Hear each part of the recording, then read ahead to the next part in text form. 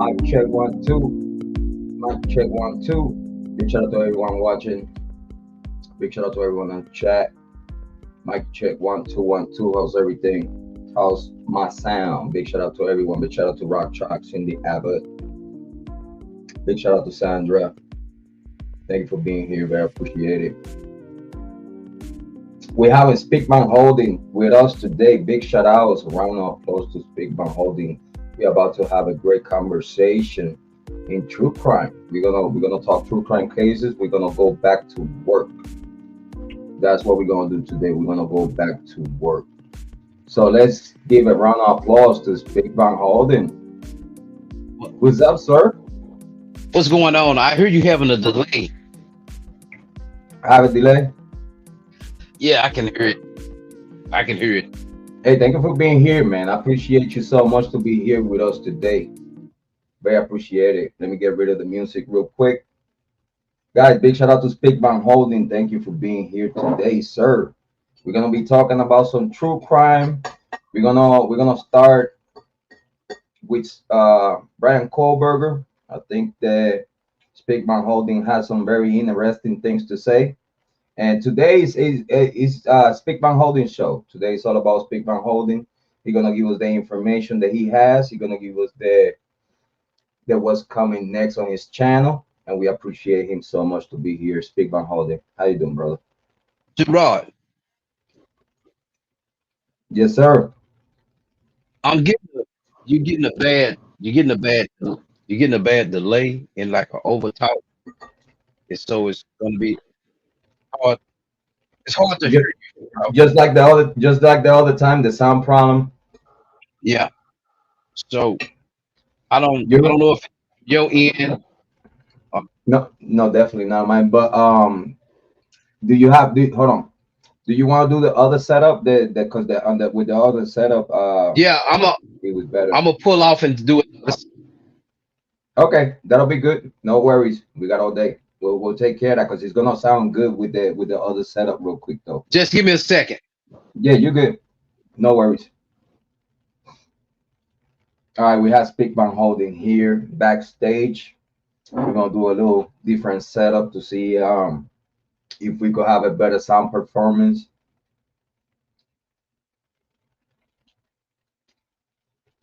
Thank you so much, Rock Chalk. Yeah, I appreciate it. Thank you everyone for being here. Big shout out to all our subscribers. We just hit the mark of 834 subscribers. Thank you so much for all of you being here today.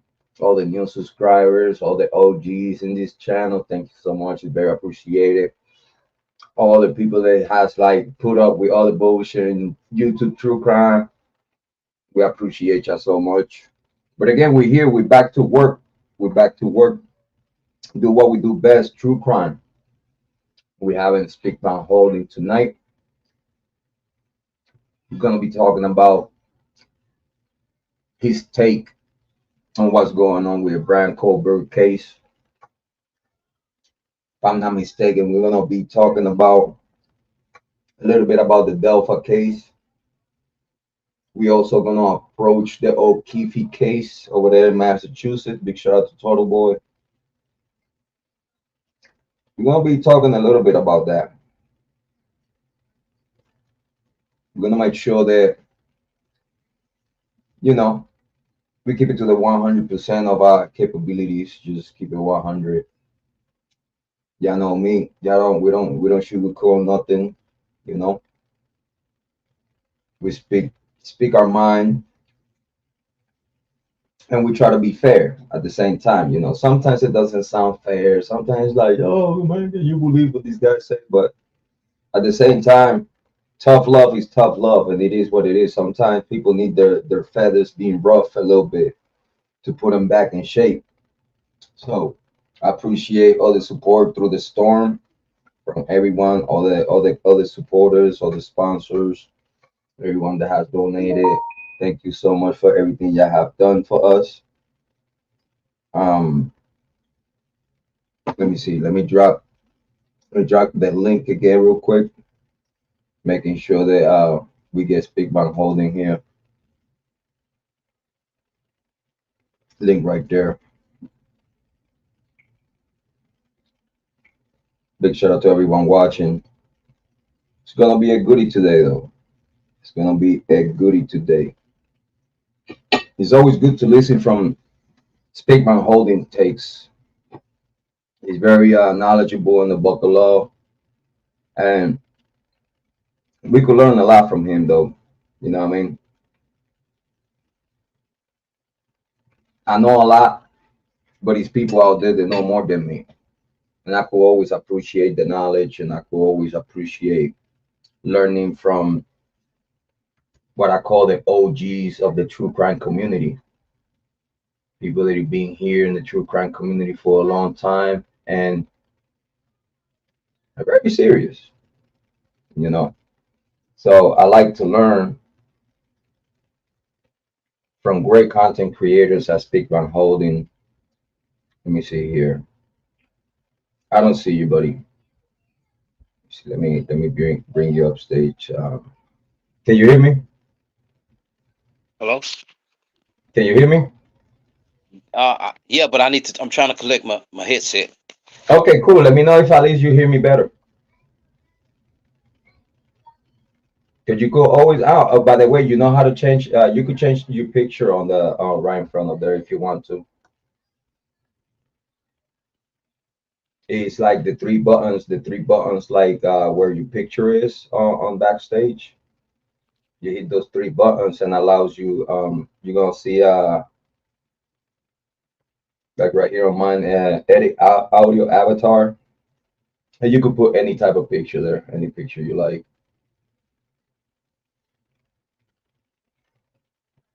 How's everyone in the chat? Big shout out to Amy Conway. Big shout out to Rock Chalk. Big shout out to Cindy Abbott. Thank you for being here. Very appreciate it.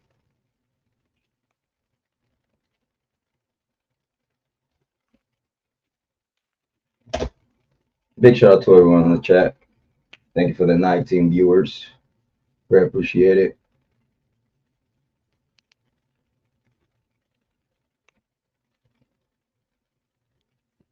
So here we have Speak by Holding live. Wait, My brother from another mother. How you doing? guess that's gonna have to do.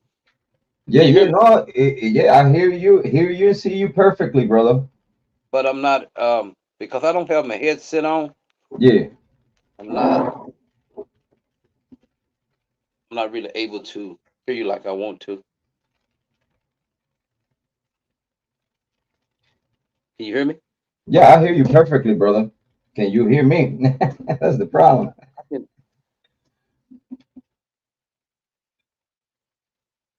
Can you hear me? yeah, I can hear you. It's just my head for some reason my headset is not connecting to this particular device, and I can hear you, but it's not as loud that I like it for it to be. Mic check 1 2 1 2. Mic check 1 2 1 2. Uh, mic check 1 2 1 2. Mic check 1 2 1 2. You know, he's running a little sound check. You know what I'm saying? Do you have any other headphones? Um, just give me a second. I'm gonna try some. Yeah, we got time, brother. Don't worry. This is your show, brother. This is your show. There's no rush here. We got all night. Thank you, Amy Conway. Sound check, good, good. Sound check, good, good. Thank you so much for everyone being here, keeping us company. I have actually I'm gonna see if we could find something here very interesting before while we wait for Speak on Holding. What we do, let's see if we take a look here to the latest and see what's out there in the YouTube true crime community about Bryan Kohberger. See,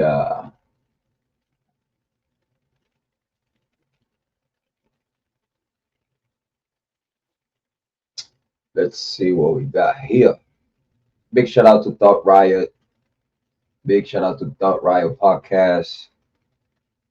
Very, very smart, very, very creative, very polite, young adults. Big shout out to y'all doing great content, putting the work. having great unbiased analysis. Make sure y'all go and subscribe to Talk Riot podcast. They are doing a great job in true crime, having a healthy conversation. Very interesting conversations. Very interesting conversations,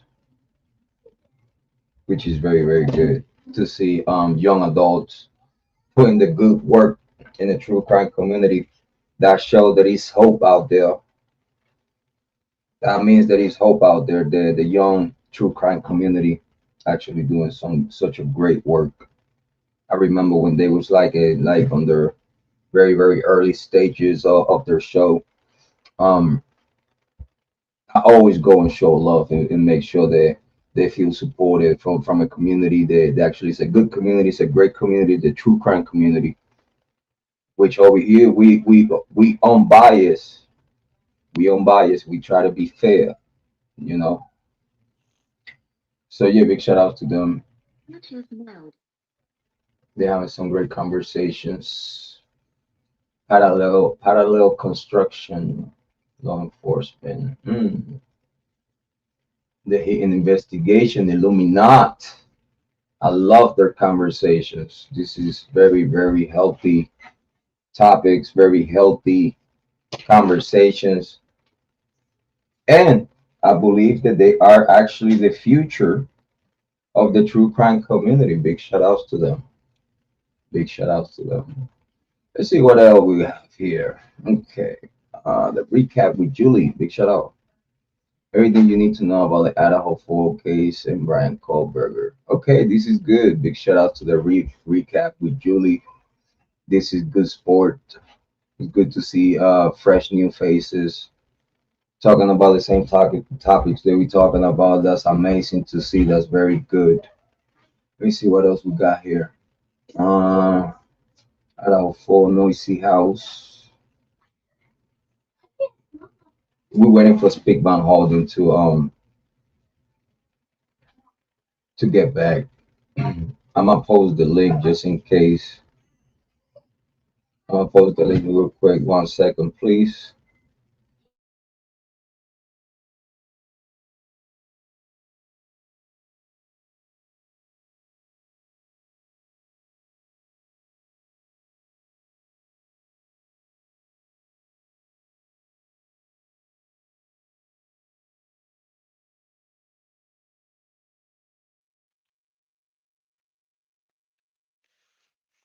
Hello?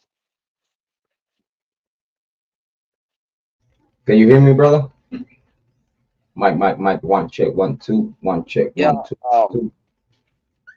I could hear you, but it's when I entered the stream yard, my headset turned off. That's weird. That's weird.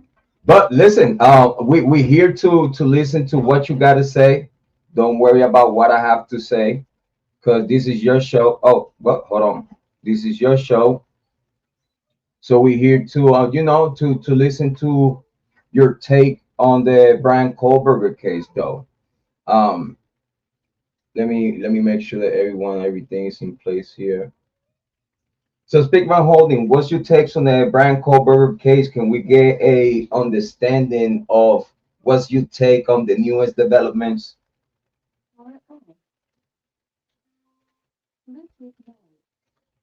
Go ahead.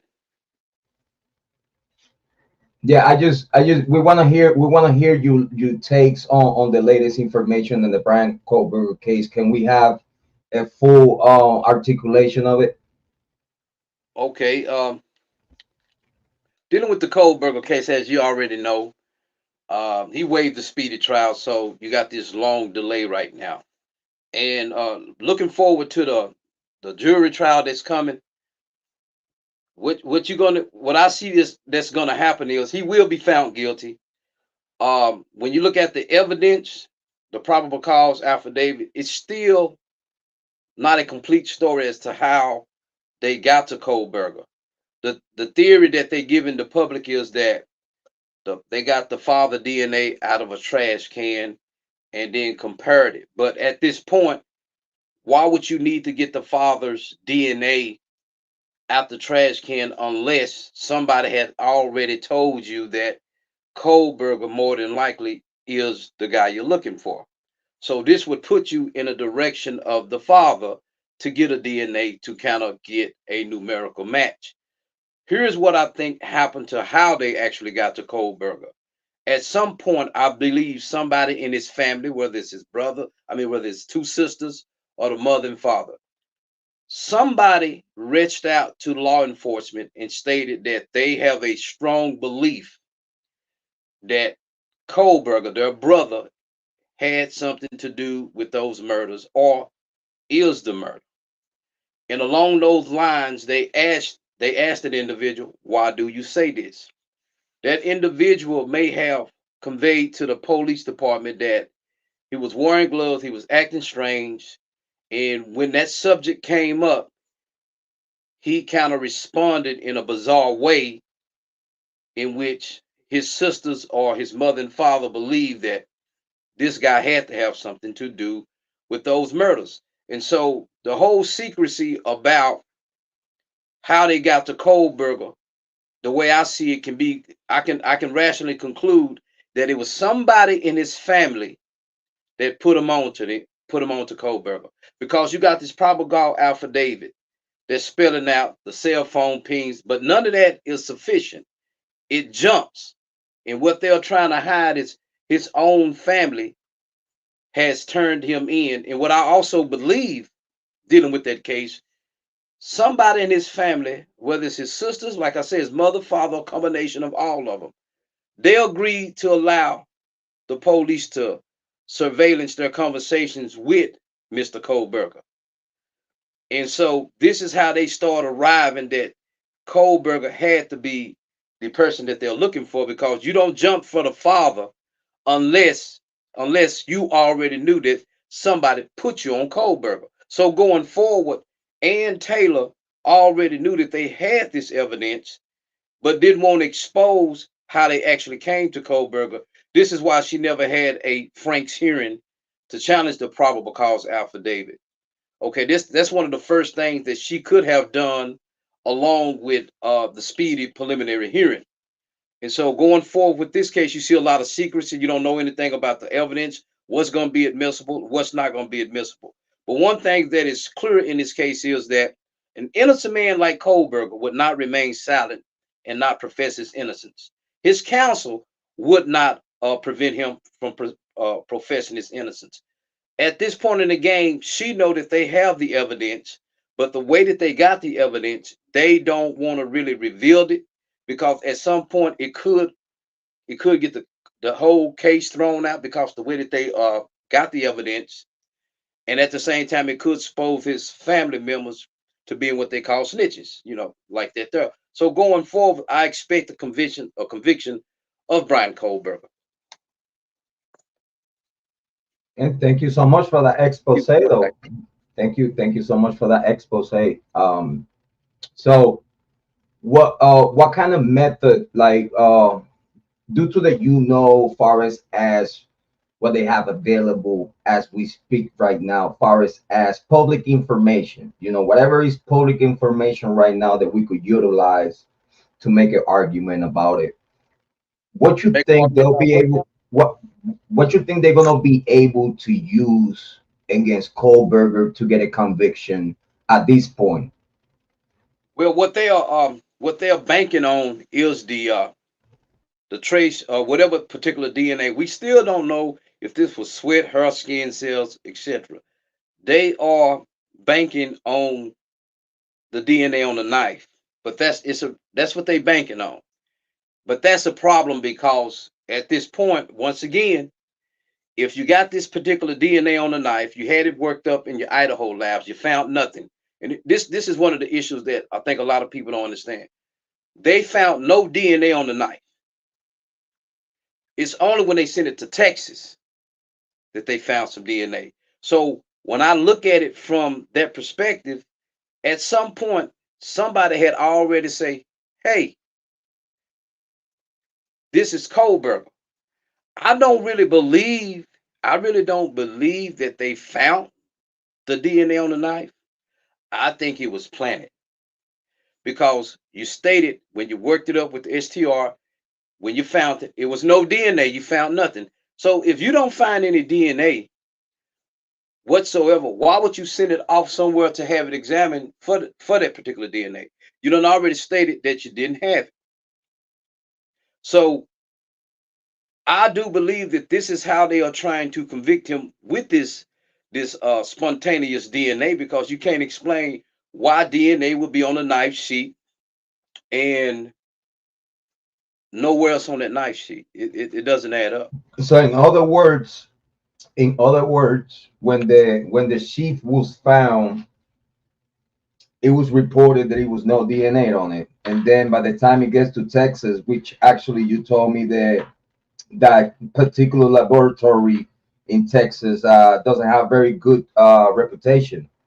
No, they don't. Texas crime labs is known for making up uh, evidence, falsifying evidence, stating that something not. This is real known, and this is one of the reasons why when they sent it to Texas, and Ann Taylor, the defense was trying to get through discovery, the crime lab, they didn't want to tell it. They didn't want to tell them. But see, that's the point, because that DNA didn't exist. It never existed at first. But at some point, they realized that the crime scene is so clean, we don't have anything. And so what do they do next? They say, well, one of the Kohberger, I strongly believe it's somebody in his family has told him, look, he drove, he wasn't here, he went, he admitted to us that he was in that area around that time, and that's when they honed in on him. And then that's when they start getting those, okay, we looking at the cell phone data, he was in the area, but it don't mean that he killed him, but it's enough to say, okay, this got to be our guy. He's leaving from this part of town to come to this part just to drive. We don't believe that. So that DNA has already been proven to not have been there, because they say when they tried to work it up on the STR, they found nothing. So They my didn't question find to any you, DNA. so my question to you, at that point that they realized that they didn't found nothing on the knife sheath, what was the responsibility? What they were supposed to do, having two other DNAs within the premises inside or around the victims and another DNA outside the house? They were That's supposed that's to besides that's besides the Kohlberger narrative. they were supposed to work their DNA up just like they work any other crime scene. It's no different than you have multiple shell casings of shots being from different guns, whether it's the 45 or 9, a Tech 9 or Mac 10. You work all those because they're all relevant. You don't exclude this shell casing because you saying, and then jump. This is what they did with the DNA, because that DNA that they working up is going to show people at the scene of that crime that they don't want to have to pursue. So the easy target is Kohberger. But the reason why you can tell that that DNA was planted, like I said, they already admitted they didn't find nothing. They didn't find nothing. So if you don't find any DNA on the knife, why would you send it to another crime lab to do another workup?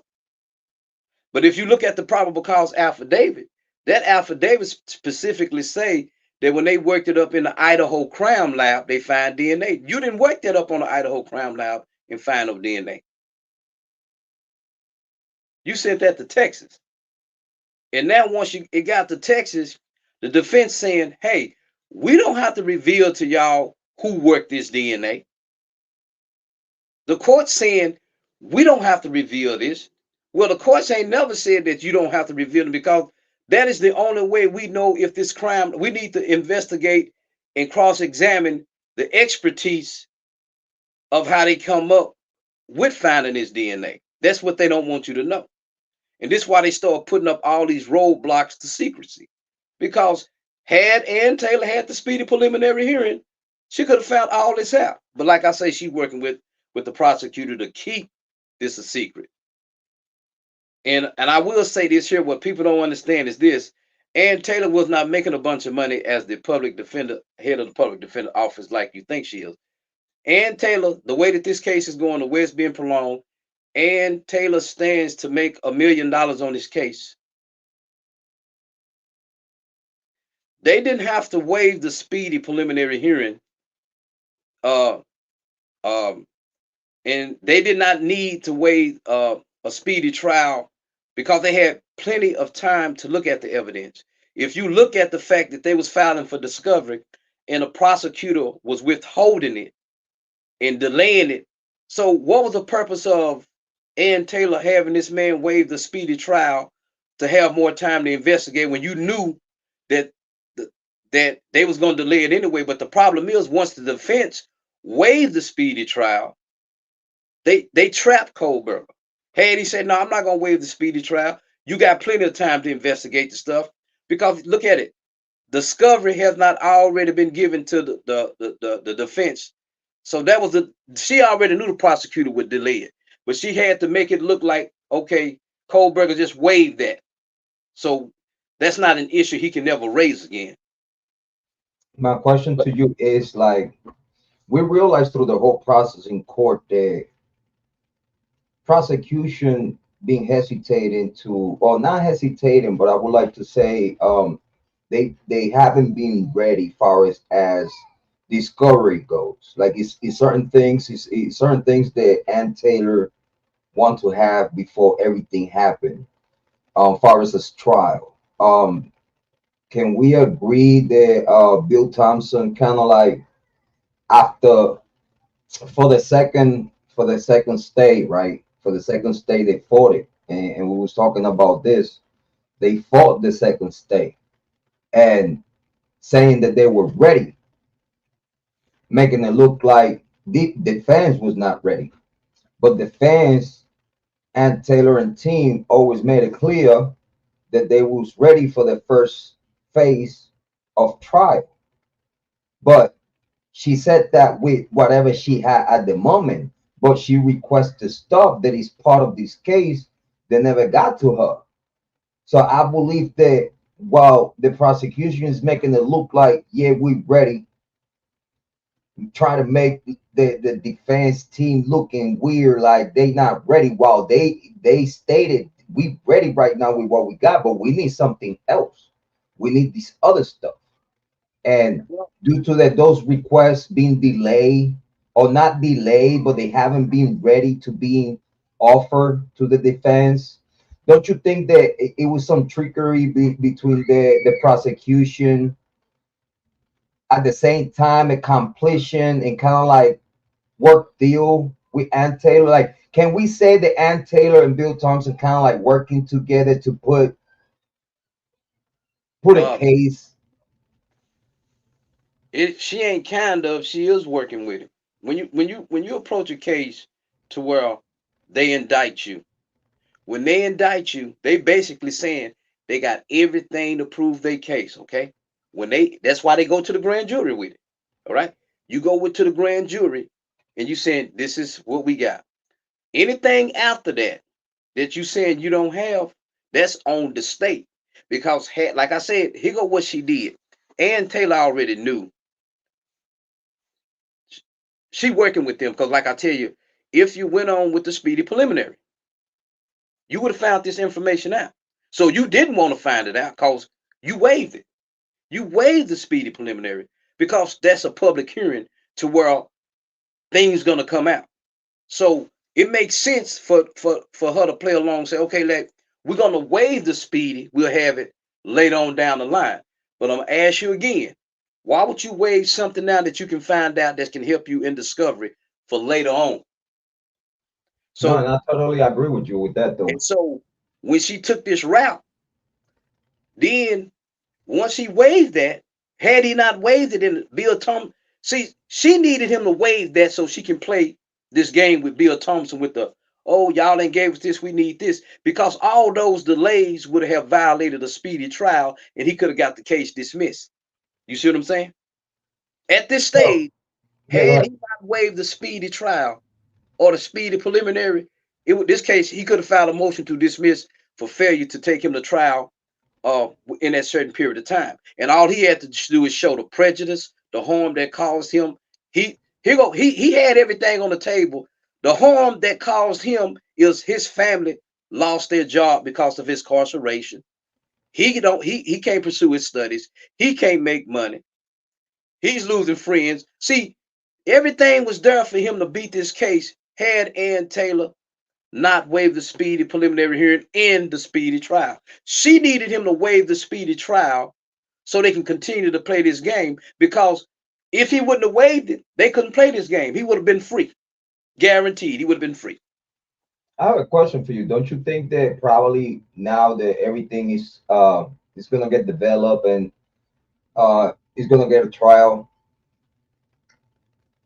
what you think? What's your firm belief about the trial? Like, what's your expectations on what's your expectations on what could be happening in court next, due to the information that you have available right now?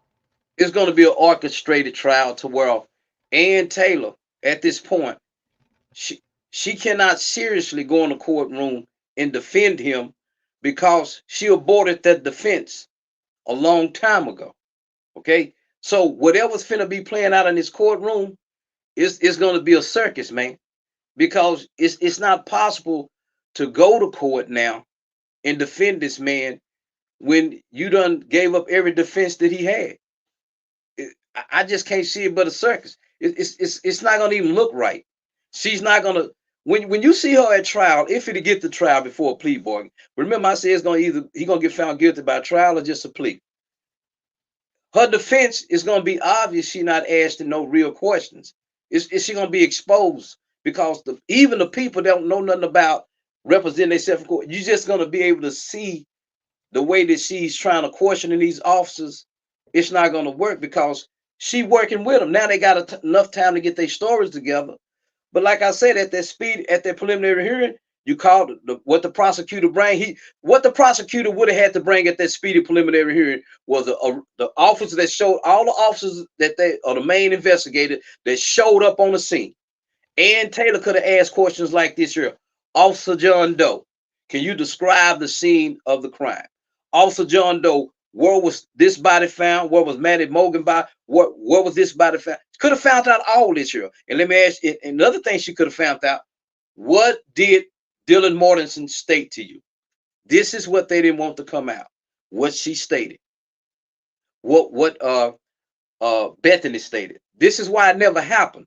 So how is this attorney gonna defend this man at trial when you look at how she's defending him now? It's not gonna go well. Do you think it might be a chance of be a whole cahoot in court to delay until the final result? Let's say, for example, if the final result was a dismissal, will you think that they will be around the bush making, acrobatics in court, ending up with a dismissal? But again, I remember that you said that this is gonna be a plea, or they will find them guilty.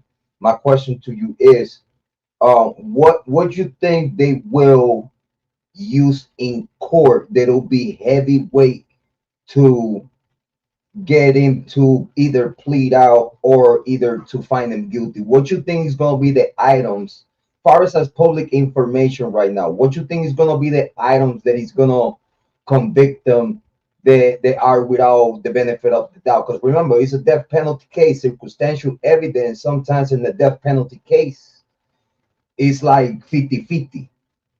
Well, here's the deal. What we know as a public, we don't know anything. Okay? Okay, listen to me. Listen. So what we know is a narrative, okay? We just know a story, right?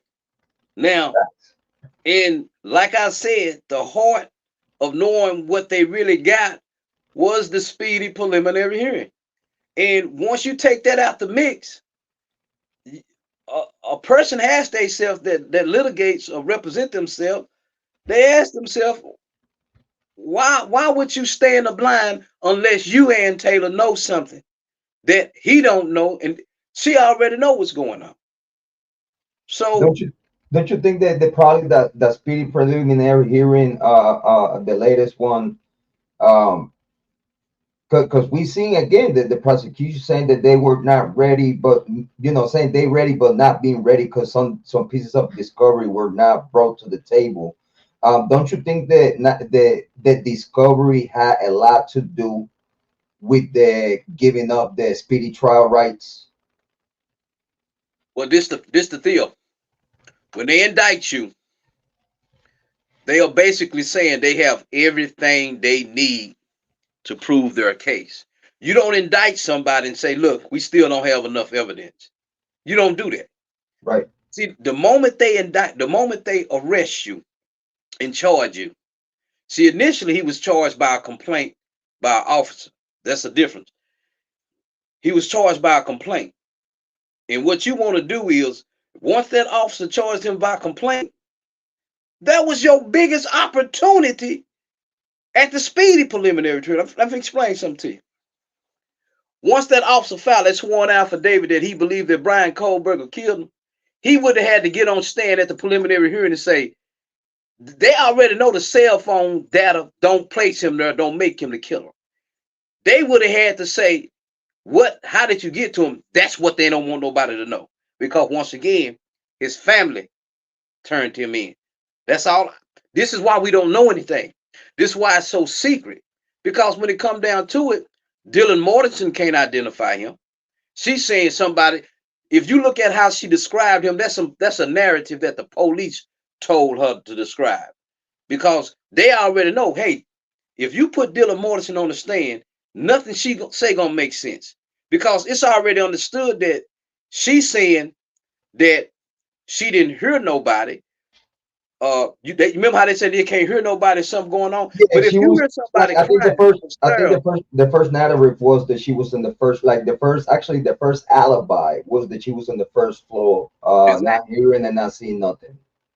I agree with that. So that narrative changed because the police kept changing narratives. Like, okay, that ain't gonna make sense. So let's place her on the second floor. Well, the problem with that is, if you listen to what she's saying, she say she thought she heard Concalves playing with her dog, I believe, and then she heard some crying. Think for a second. How loud do a person cry? Okay, how loud? So if you hear her crying, you hear the scuffling, you hear the yelling. You see what I'm saying? Yeah, So the struggle. yeah, so we already know that they don't have anything on this guy because everything that they making up, they know when they go to trial, it's gonna blow up in their face. So guess what? The only way they can do that, they have to have an attorney working the angle with them. You see what I'm saying? Working that angle, and Ann Taylor already done defeated his one dismissal of the speedy trial. This is why they got him in open court. Say, well, this is up to you. They played him because he's going on what you telling him, and all he would have had to tell, like from the beginning. Think about this here. What was the reason for waiving extradition if you're gonna waive the speedy preliminary? What's the if you're Yeah, eager to get yeah, back here? you're right. You're right, bro. I totally agree with you because it's like, you know, if you know you're innocent and you didn't have nothing to do with that, why you gonna, you know, why you gonna just skip your extradition trial day? Like why you gonna skip that when you would have to have Bill Thompson coming to Pennsylvania and bring everything they have to Pennsylvania's court and see if that was proper, if it was like, you know, probable cause to send him back. And not only that, think about it. If you innocent, I don't care what you got. I don't care what you got. I'm ready for trial. Cause see, I know I wasn't there. You see what I'm saying? Right. I know you couldn't have found nothing there on me because I wasn't there. But he was there. It's just they don't really want nobody to know how they got to him because his family told on him. So you believe in your heart to heart that he's actually the killer? You could plead the fifth and you could bring it to your own channel. But if you could give Yeah, us a yeah. hint, Listen, if you could give listen, us a hint, listen. They got the right guy. they got the guy for the job. They got the right guy. They got the guy for the job. Oh They got. my God. It's just Mm. like I said.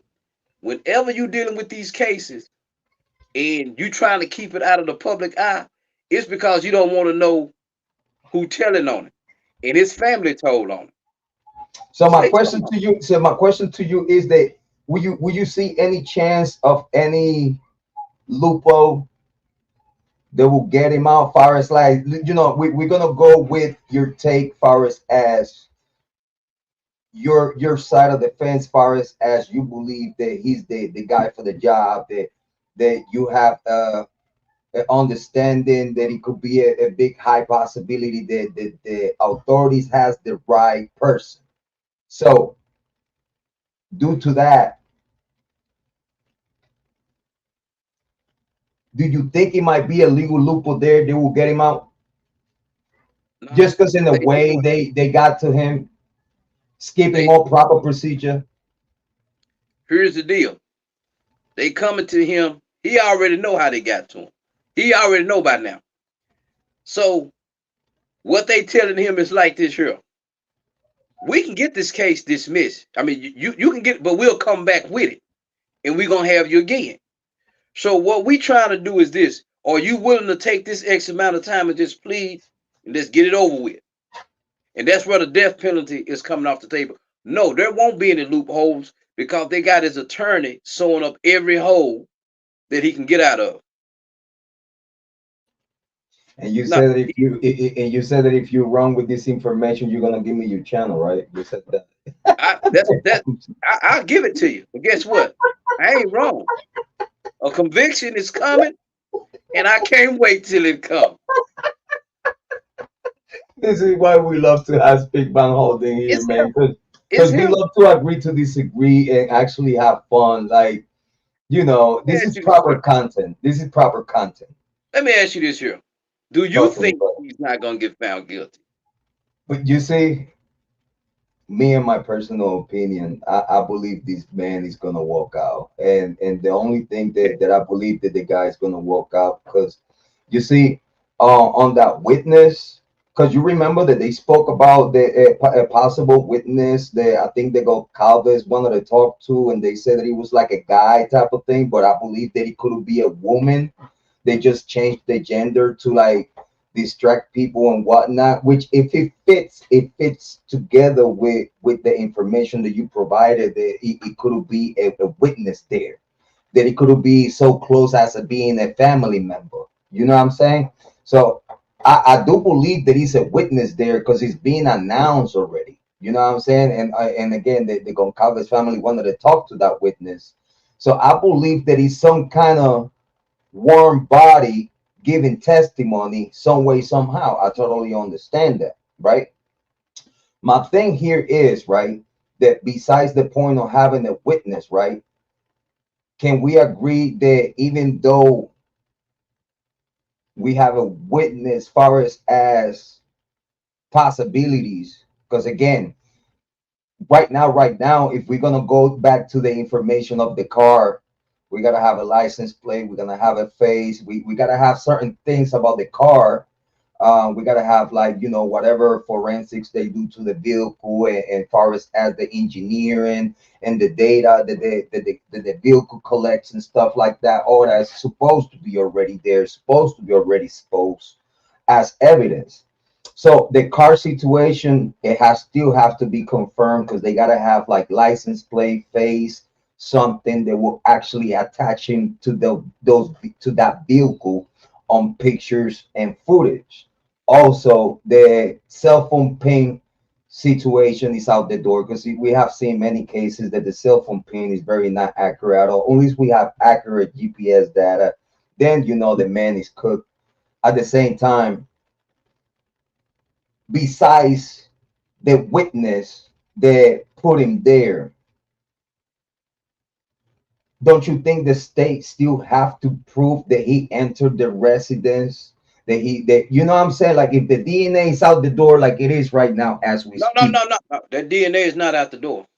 No, yeah, they already announced it that they're not gonna like it's not admissible in court.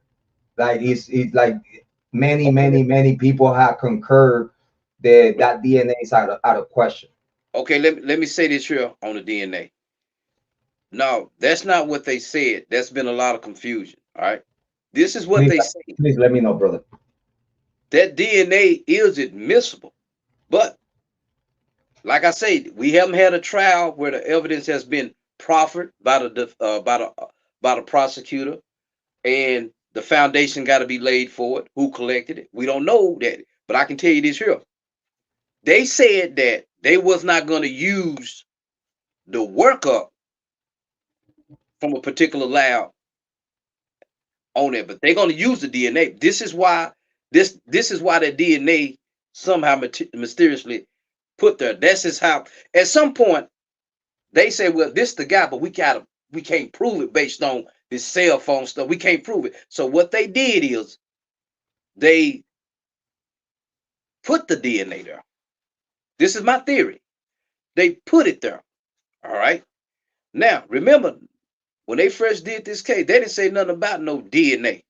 They didn't say nothing about they found minute pieces of trace DNA. They didn't say this. Okay, so if at this point you got DNA on the knife sheet, the button, but you looking at Kohberger, them dad is saying you digging in the trash and you got the DNA. The problem is, how did you jump to Kohberger without identifying the car, the license plate? Nobody said they saw Kohberger in the neighborhood. If you take that away, what you asking me is this: how do they intend to convict him because they can't prove he went into the house? Well, placing the DNA on the knife was their proof. Is how they gonna try to prove he went in the house. That's the purpose of that.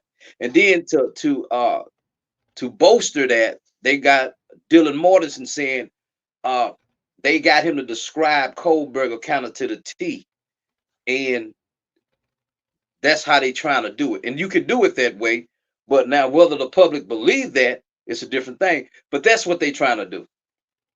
And as you best of our abilities that you know of, when a crime gets committed, what's the first proper procedure to take place? And it is investigate accordingly all the full circle, inner circle, family, Yeah, and friends, neighbors, enemies, lovers, haters.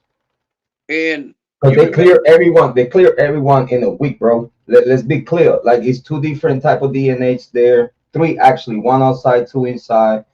Because again, remember. we agree and disagree on a lot. We agree in a lot, we disagree in a lot, but you know Now, where I stand. You know what I mean? I agree. I agree that they cleared the inner circle too quickly. You did even the Concalves family knew that. They boasted. They spoke about it. And here's the biggest thing.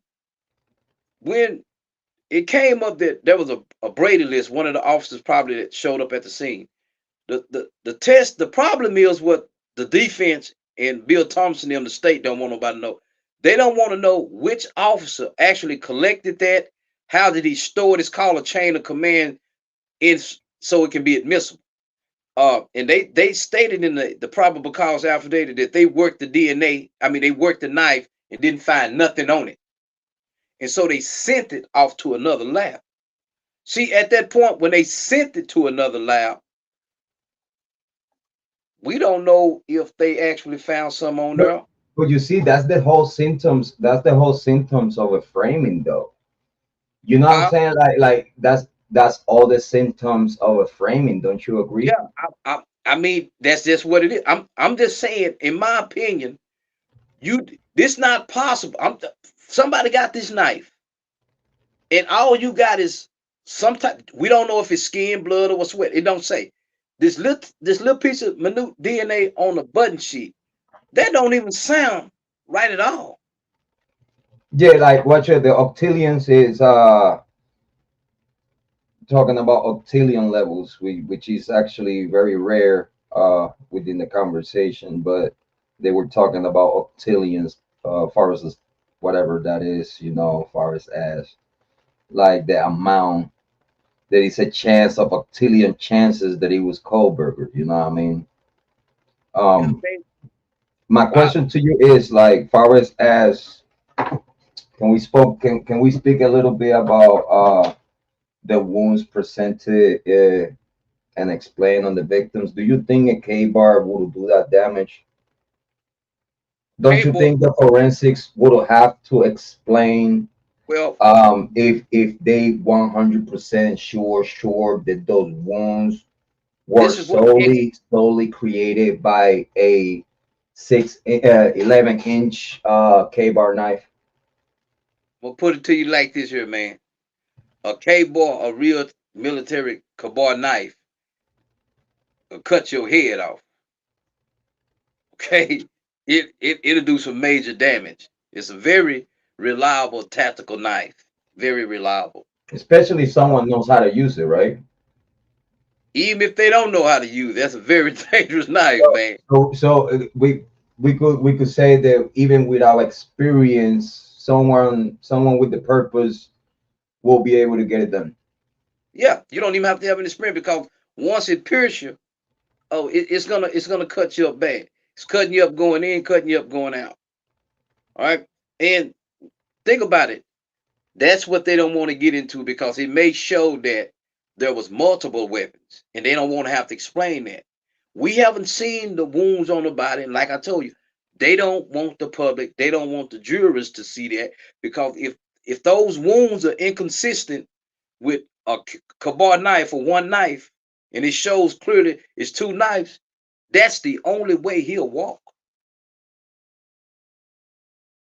So it's a possibility there that through the legal realm, it's a lot of things that the state have to prove, right?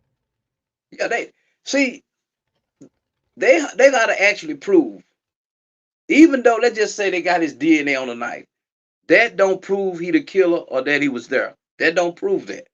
Okay? That doesn't prove that. What they are doing is creating a narrative. He left the house, came this way, turned his cell phone off for this particular minute of time, turned it back on after he left. This is a theory. None of this here draws a reasonable inference that he killed him. None of it. So what do you have to add with that? An eyewitness.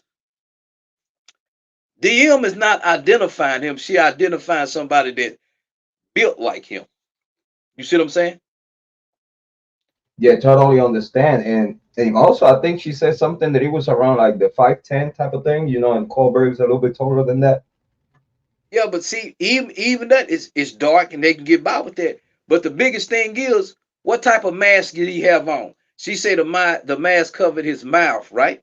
And Yeah. nose, right? You understand what I'm Yeah. saying? Yeah. Did he It was really no specification of what type of mask was. Like, it was no identification of it. okay, so think about this here. The police is not being specific about the mask. They're just saying a mask. So we don't know if it was just a surgical mask or a face ski mask. We don't know. See, when you have all these ambiguities in something, nothing is definitive. Uh, it's a problem somewhere, and the defense and the prosecutor is working together to keep it a secret. But I can tell you this here, man, that the state can't. Bill Thompson and them can't afford a dismissal. They can't afford Also, it. also we was talking about the chances of, like, for example, if things starting to look bad for the prosecution, we was talking about that it was a risk dangerous level for the Kohlberger in jail. His life is already in danger. They're just waiting on the right moment. Because it's sad to say that sometimes, it's certain things in life that is tough to understand, but it's some powers to be in certain communities, especially in the administration, that you know they like to see the private interest, the money, the bag, the Moscow, Idaho is not as small, but it's kind of like very medium sized type of town. um, they depend a lot from the University of Idaho. University of Idaho is king in the area.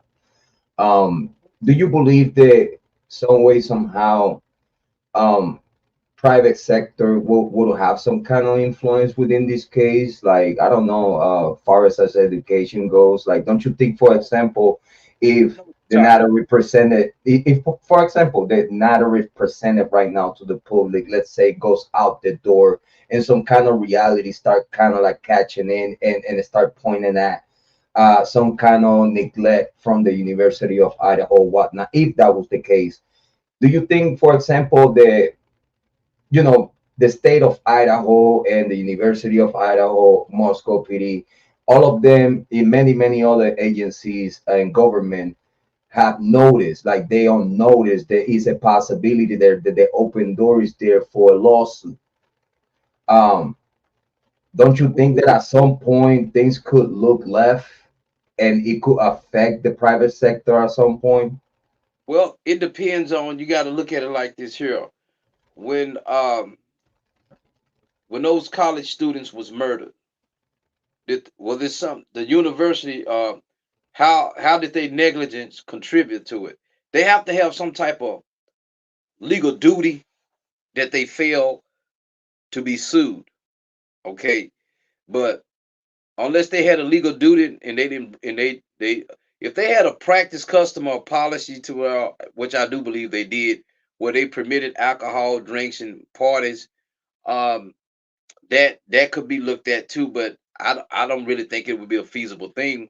But now dealing with the Kohberger case, if that case get dismissed and he beat it, uh, they gonna, yeah, the state, the police, um, and the university can be sued by Mr. Kohberger. But let me say this here: I noticed that the judge said the court will control the cameras. They will live stream it themselves, right? The Yeah, they said that they're gonna stream it. They're gonna have total control of the cameras. Like I and you guess they're know gonna why they they're stream gonna it? use like the inner system that they have. No, but you know why they doing that? But Because they want to make that money. They know what's coming. oh, they wanna get the views. They They know wanna what's coming. they wanna get the endorsements. They Okay, need the money. got you. They gonna, They need that money from Court when I TV and heard all they these want to people, Law promote and the sleep Order. sales, Big shout out to them.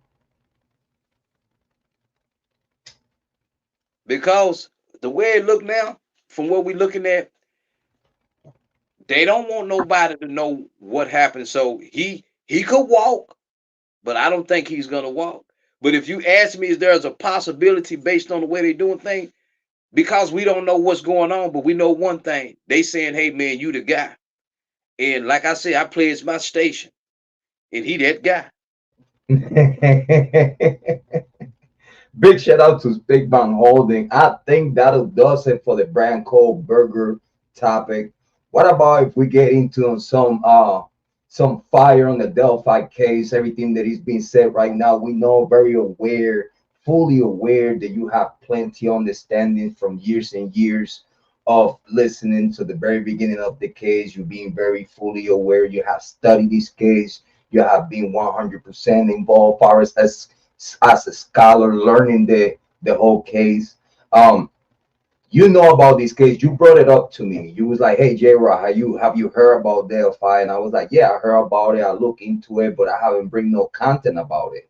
So I would love for you to share with the community you take, and if you could do an expose of what you take on the Delphi case, please.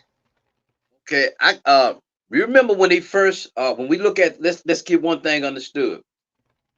The people in that town already knew who Richard Allen was, because he worked at the CVS or that pharmacy, or whatever they, or Walgreens that they had up in there. He worked at a pharmacy. So he, pretty much everybody saw him daily. Saw what he wore in the winter, saw what he wore in the spring and summer, etc. They saw him. Now get this here. After he get arrested, that's when the family want to say he said something inappropriate to the girls. Well, y'all knew that back then. But let's take it back from the beginning, when they arrested Richard Allen, when Judge Diener was on the case. When they put in the affidavit, it was nothing in that probable cause affidavit want to even arrest him. It's not there. They trying to connect him with an unspent bullet. Well, they don't even have a picture of the crime scene where an unspent bullet was. It was only after they got his guns and did what they wanted to do and say, hey, okay, this is a 9mm. But let's go back when they first arrest him. They My didn't put him question on to the you docket. before you say hold that thought before you say that before you say how they arrest him. My question to you is what he caught their attention. What was that one particular thing that his name came across? Because I heard it was other suspects be mentioned before.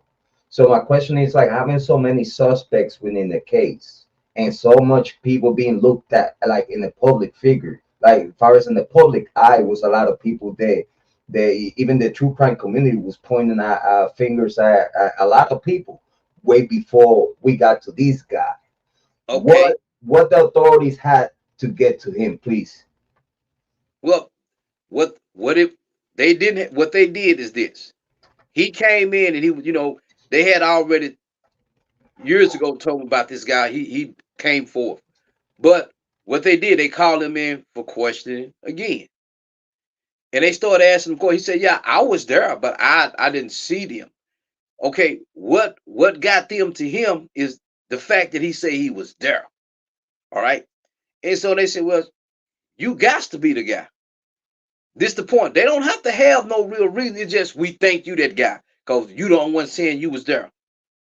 Okay, now long that's what got him arrested there because he freely went down there to talk to him. Okay, so realize that this case been going on unsolved for about 5 years, I believe, and they was like this guy name came up.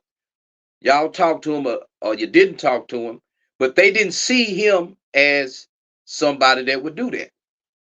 But as time went on, he kept talking to him. He said, "Yeah, I was there. Do you have a blue jacket?" "Yeah, I have a blue jacket." So that's what got him there.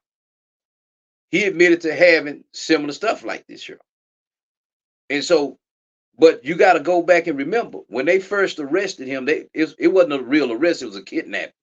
Because if you got probable cause to arrest a person, why are you arresting him and don't put it on a court docket? He don't even have a bond. It's not even showing that he locked up. Why So would you do it? so how long authorities are allowed to do that? Like first and foremost, are authorities allowed to do that by the book? And if they are actually allowed to do that, for how long they could keep it in secret of someone being No, in they locked up? can't. That ain't legal nowhere. When you got probable cause affidavit to arrest somebody, you telling the judge, based on these facts, you have you not just a belief, you have what they call here go how probable cause work. You got a belief, but you have to have something concrete to base that belief on that has a nexus to that. You see what I'm saying? And they don't have that. They don't have it. This is why when they locked him up and arrested him, he didn't have a bond. It didn't even show he was arrested. It's like, now he not here. So Okay, once you arrest that's somebody, kidnap. That's kidnap. that's this. Here's why they did what they did. If you saying this is the guy and you can prove it's the guy, why are you doing everything in secret to where it indicates that you trying to make this man plead guilty? Now, after they got him locked up and everything, people want to know, hey, why is this guy locked up? Why he ain't got a bond? Benjamin Diener, I don't know, he got real psychotic. He talking about the public bloodlust for information is scaring them. And they saying they want information that we don't have yet. Well, why the hell did y'all arrest him? That's bad though. That's I think that's a So very serious matter. Like my question to you is like, how come that this is not? Because yeah, it's being public here now, but is this is public? Like who who else knows about this, or who should know about this? Like what kind of authorities should take control of administration misbehavior? Like who is called to fix the problem within that technicality right there? this is why Benjamin Diener, think what he said. This is the judge. The public bloodlust for information. That right there should have woke everybody up that judge is a stupid, corrupt imbecile because it is the public better have a bloodlust for information when you lock somebody up trying to take their freedom, but you doing it illegally and don't want to give them a bond, don't want nobody to know that they locked up. Yeah, they better have a bloodlust for that information. Facts. Otherwise, you can just start locking people up and don't nobody know anything. And here is what he did. The sheriff come to him and say, look, you need to send him to the pen, the prison. It's not for his protection. They already knew it's other people involved. And so they put him down there in prison, just like I told you in our conversations over the phone. They need him down there so they can pump his food with psychotropic drugs and make. I already, if you go back and look at my video, I already said they want him to confess. And this is what they did with the psychotropic drugs. I don't see the power of psychotropic drugs. They tell them when you go see your people, you tell them that you killed them, we're gonna feed you good. They wasn't feeding him. You already seen that. He was getting skinny. Now Yeah, check this out. Judge Fran Gore acknowledged that he was being mistreated. You hear me? She acknowledged this. And you still kept him in there. Now, when his attorneys, Rozzi and Baldwin, when they started pursuing the theory of the Odinist ritual kill, Judge Fran Gore did not like that because it substantiated that you got guards in that prison that's a part of that. So think about it. You send Richard Allen to that very prison where these guards are wearing Odinist patches. That's They something. said that it was a difference between their Odinism to the Odinism that committed this sacrifice. Say that again. It was a statement. It was a statement. I think it was a sergeant that admitted on it. It wrote testimony saying that his Odinism is different than the Odinism that sacrificed those girls. Okay. Or they allegedly sacrificed those girls. Well, rest in you peace. can say that. And guess what? Ask yourself this here. Why did he need to put in an affidavit to the court behind that? Why? The bottom line is you got state correctional officers wearing religious patches on their uniform. It's what they call separation of church and state. You don't do that. I don't care. The warden was wrong for letting them do it. But I have an opinion about the reason why they was wearing them patches. It's not a religious per se. It is a show of unity among the officers to control those inmates. Okay, that's why they were it. The warden them know it. So it's like any other gang. It's like the guards are okay. The guards are in the same gang of the people that are locked up there. So it's like the gang is running the whole thing, like between the inmates and the guards. They all in the same, in the same cult. Yeah.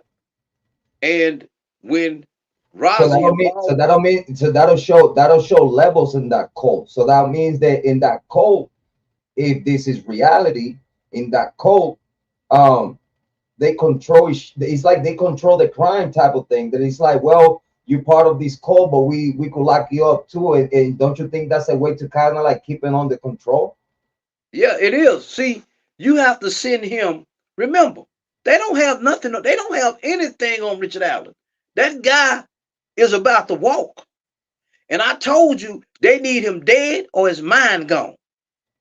So I already had said, look, they won't, when they sent him to that prison, I said they trying to get him down there to kill him or fry his mind with those psychotropic drugs.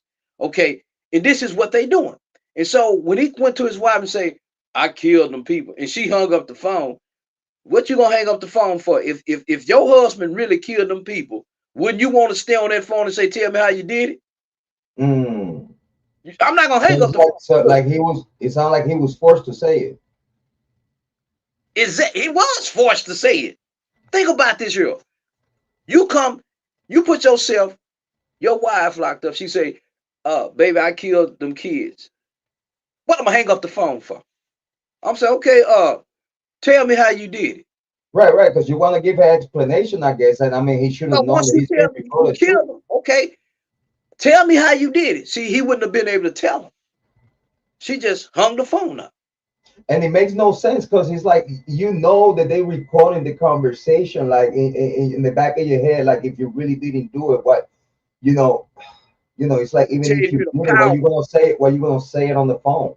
And you know They you're what being recorded. look. They got a drug called Thorazine. Okay, it's called Thorazine. All right, this is the drug that they can give you with other drugs. It'll make you feel it. It'll bring you like down. They'll repeat some things to you, and you'll repeat it. You say, "Yeah, you killed them people." Yeah, I killed them.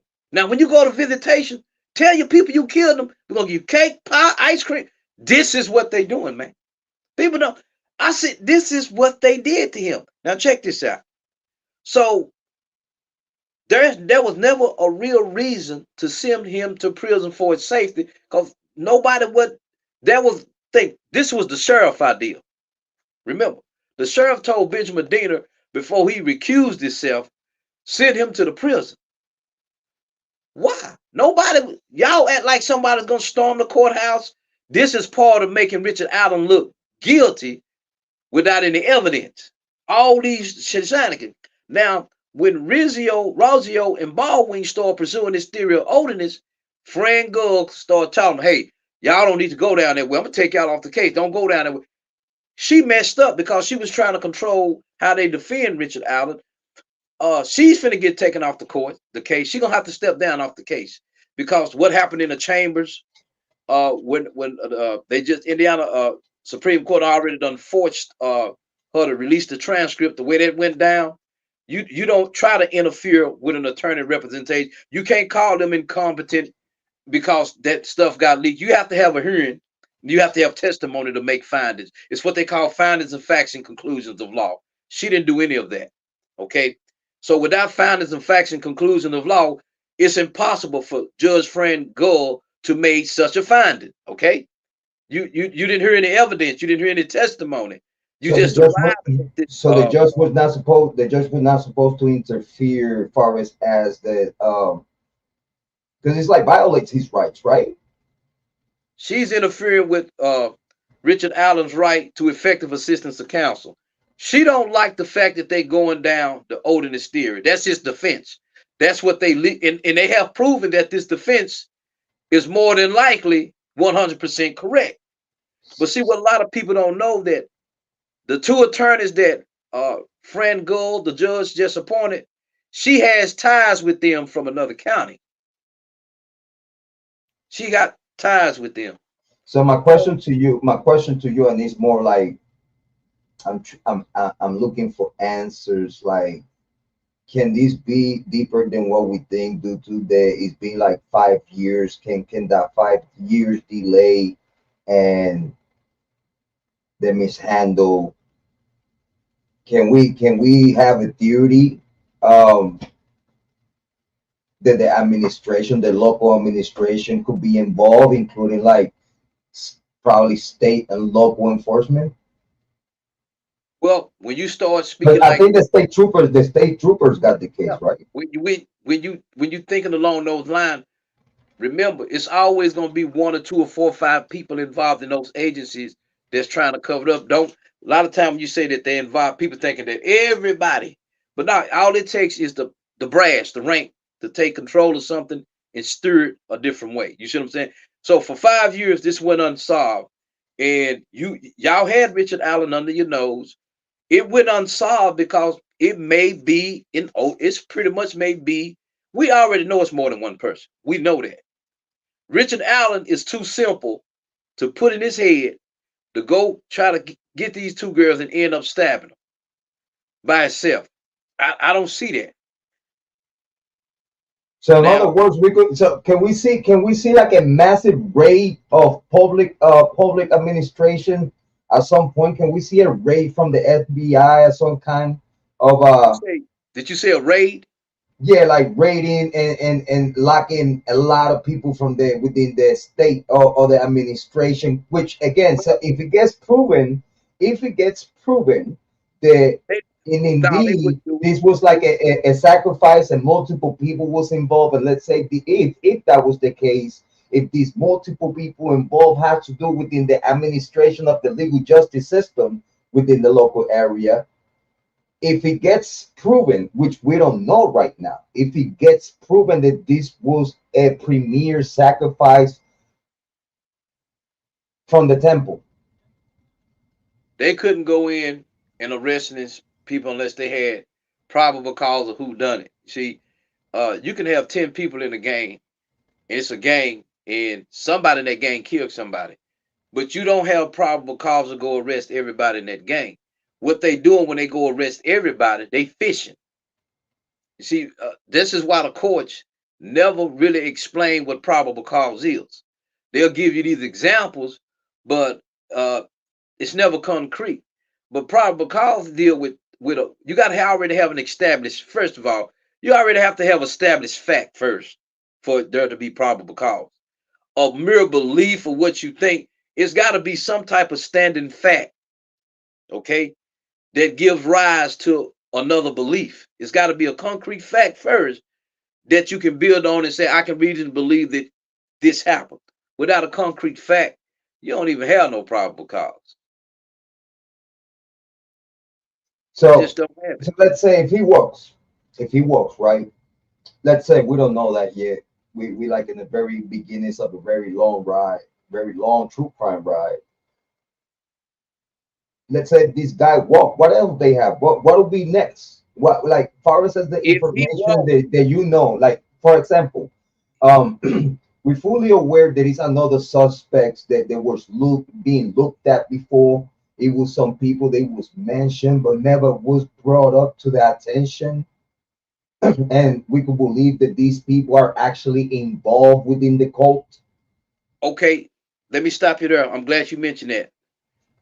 This is what the problem with the prosecutor case. This is why when they locked him up, they did it the way they did. Remember, the prosecutor theory is not that he killed him. See, they just charged him.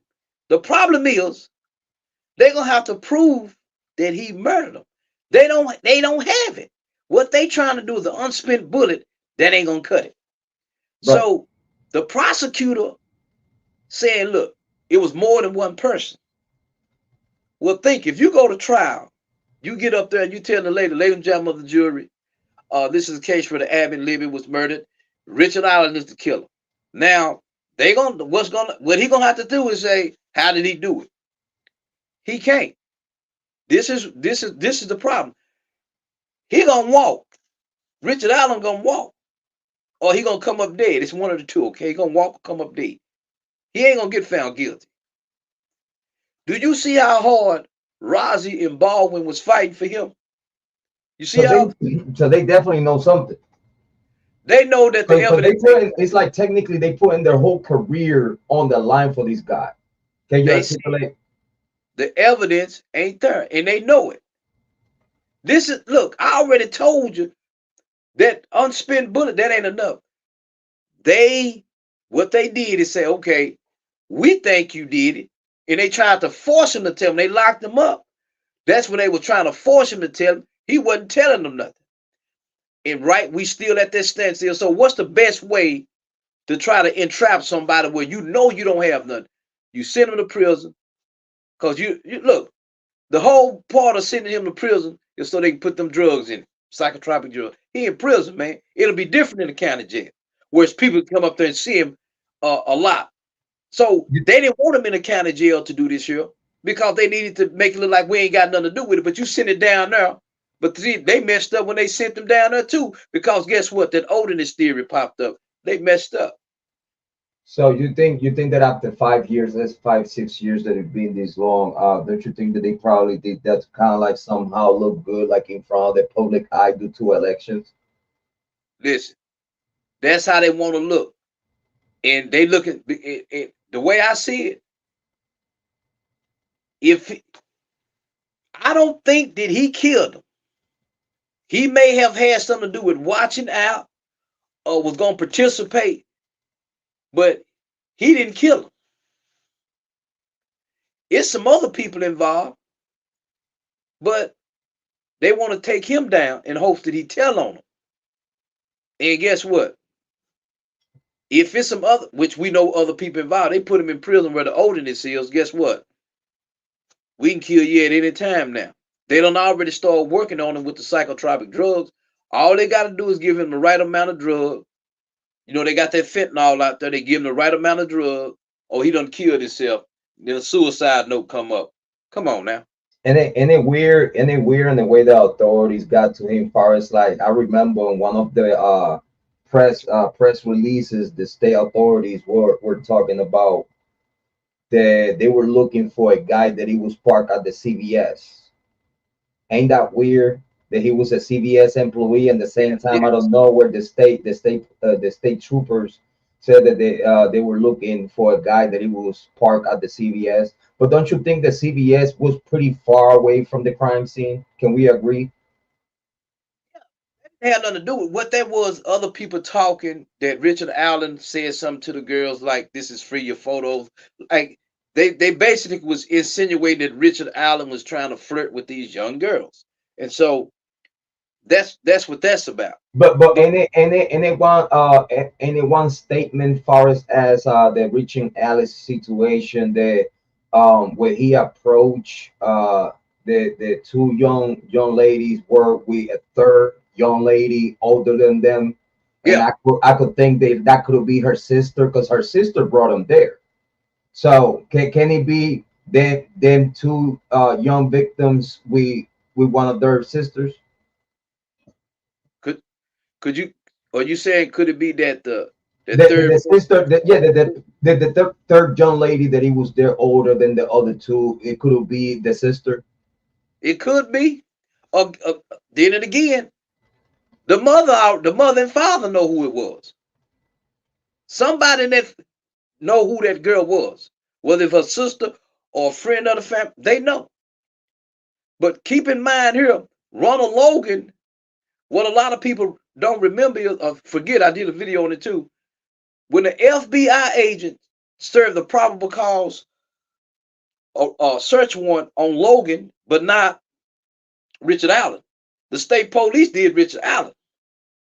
I mean, yeah, the city police did Richard Allen, but the FBI never put in.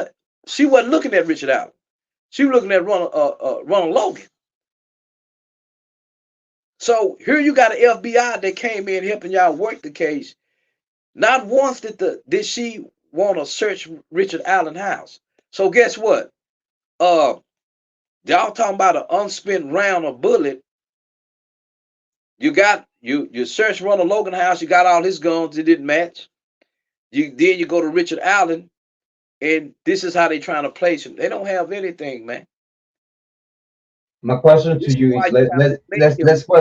let's for example get Richard Allen outside of the conversation due to that you fully aware of the details and we could comprehend that we could skip his name, and let's say if we go, and when I mean skip his name, it's like get him out of the topic far as the Delphi case. Can we talk about the merits of the beginning of the case, like what was the before reaching Allen even came to a picture, and we like can we go back to do you Yeah, remember the very beginnings of the nature of the merits of the crime?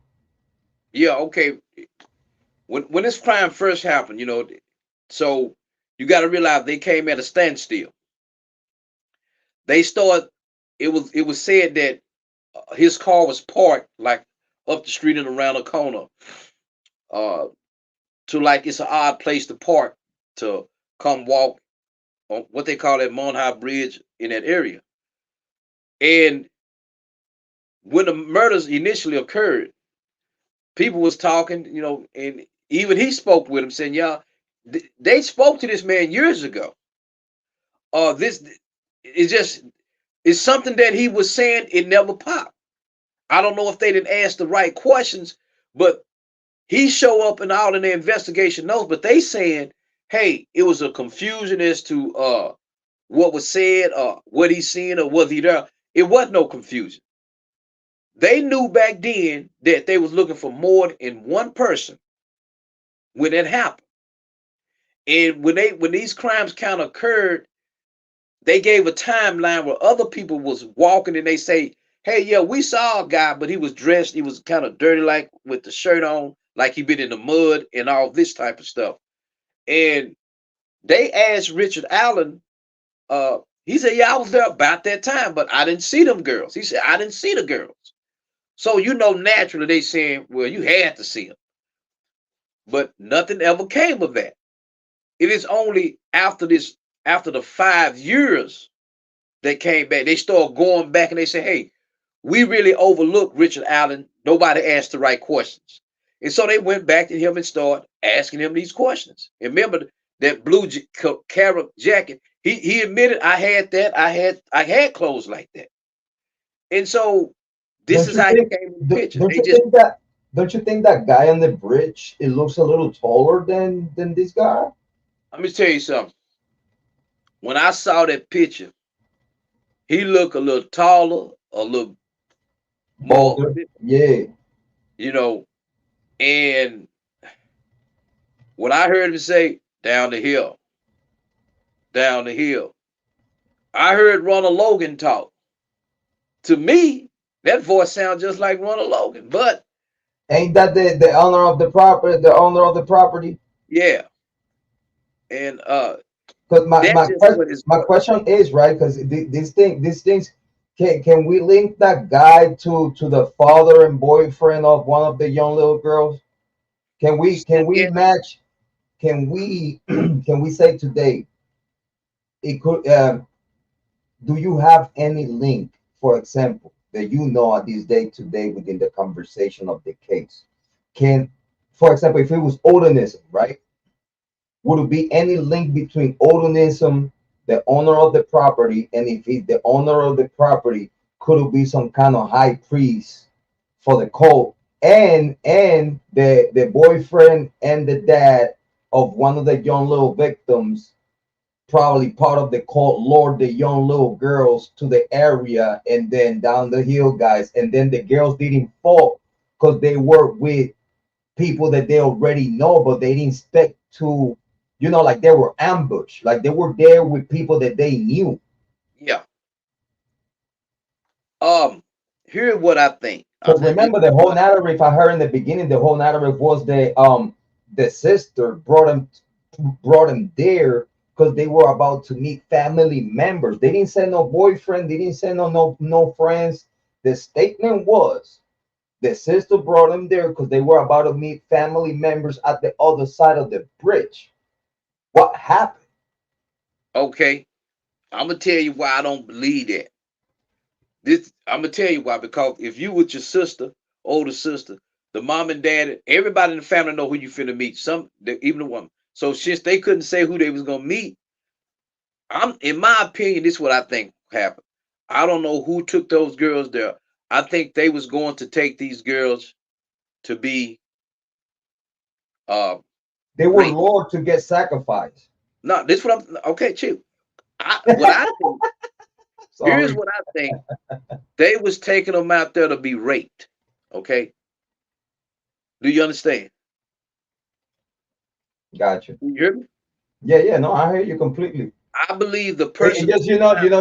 how I am. I have daughters, and you have kids too. It's like it's a tough conversation. You know what I mean? But Okay, go but ahead, guess brother. what? Feel free. Feel free. Guess what? Guess what? We grown This is folks. your show, bro. We adults. Yeah, And if we we grown can't adults and we approach it late like night. You know what adults, I mean? then we can't solve nothing. We got to look at it for what it is. These are young teenage girls, very young. We already pretty much know they virgins. So they was taken out there. I believe that the person, they was gonna be raped. Okay, they was gonna be cleaned up. You wasn't gonna find no DNA or none of this shit. This is what I think was gonna happen. It And couldn't so, be just for the merits of the sacrifice, though, because I haven't heard nothing about rape kids and stuff like that. okay, Like well, you check know what I this mean? out. Like I haven't heard nothing about rape I kids. got you. Check this out. Of course, you ain't gonna hear nothing about that because once they start telling you certain facts, you're gonna realize that okay, we got to look at this different. Now, I will say this here: they did tell you about it. They told you about it. Why was the girl panties off? I mean, I think they were one of them was in a sacrificial position, but naked, cleaned up. I'm saying the underworld was off. So if you're not intending to rape these girls, why are their undergarments off? But let's say, for example, if it was just for sacrificial purposes and they needed virgin bodies, because remember, type of sacrifice, it has to do a lot with virgin body. If you rape the virgin body, then it's no good for the sacrifice. I got you. Check this out. That may be how some people practice, but I'm gonna tell you like this here. I mean, to be a pure, Well, to be a pure sacrifice. you got check this out. You got a lot of people practicing Odinism and ain't practicing it right. They practice for their own sexual gratification. Just like you see today, you got these churches. They'll get up and they'll speak, pretend like they healing. You ain't healing nobody. So you got to realize that you got to look at it for what it is. This is a big remote area, plenty of trees, plenty of brush, and plenty of hide. So you took some. Let's just say that even the two girls was I mean, about you could have fit 50 to 100 people there, and nobody would have seen it from the street. Thank you. The screaming. They didn't have to worry about the screaming due to the threat of force. Be quiet. I'm telling you that when you look at it for what it is, they trying to make people think. I'm gonna tell you like this here. They trying to make you think that they wasn't raped. But if you read closely, see, they'll leave all this out. You know why? Because if they tell you they was raped, then they trying to save the mama and them like, oh, this didn't happen. I mean, it had to be plenty DNA. If that did to occur, it had to be plenty DNA in the bodies. Multiple DNAs, if that was the case. But see, that DNA could have led to some people they don't want to talk about. That owner of the property with their code, if that was the case, because this is all alleged. We don't know. We just try to fragment and theorize due to the information available. They have indicated that the girls was found like this, and then if you kind of read it, they let you know that the girls was raped, but they not saying that they lying about it, because they just if it come out that they was raped, then you got DNA. So what did that DNA lead to? It ain't gonna point to Richard Allen. So guess what? We need to leave that out. So it's a chance here. It's a chance here that again putting Richard Allen to the side of the conversation. Let's say for example, if it due to occur that this guy actually somehow someday goes back home, what it be next, man? What it be next? Will they go back to earlier suspects? Will they dig in? Will through? Because these lawyers seems that they going for blood. So if these lawyers want to make a name, right? If these lawyers want to make a name, do you think that they will get deeper to the root of the whole problem? And do you think they will bring it to the FBI so the FBI gets to a raid? Because he's gonna have a lot of people involved, and it's gonna be a lot of people locked up. Even if that's indeed what is due to occur. Still, you could bring it to the FBI attention, but if you don't have no other leads, what can they do? Because at this point, you saying you don't have no DNA. So you mean to tell me somebody got these girls, you ain't got no type of DNA or no hair, no type of skin stuff. They touching these girls, you don't have no DNA. See, this don't make sense to me. Yeah, when it was an incision, in the neck, right? So and it was all the injuries. But yeah, okay, so remember, if he walks, what you think is gonna go cold again? Now, what's gonna happen is this year, it can't do nothing but go cold, because guess what? It's been cold for 5 years. Then all of a sudden you jump on Richard Allen. He's an easy target. But when you jump on him, you lock him up and got him behind closed doors like Guantanamo Bay, saying, who else helped you? Who else did? They don't have a case. When he walked, they need him dead. They need his mind fried. They need him dead or his mind fried. But don't you think? Go ahead, brother. Yeah, go ahead. Because if it go to court, He walked. They can never try him again. They found him not guilty. They can't never try him again for that. So my question to you is, don't you think that if for example, if he get found innocent or whatnot or dismissed or whatever, let's say the future brings, don't you think those lawyers will try to expose the root of the problem? Far as okay, so if we get to prove that it was not reaching Allen, and due to they brought to the attention that this was an organism work, due to the organism code already got brought to the table.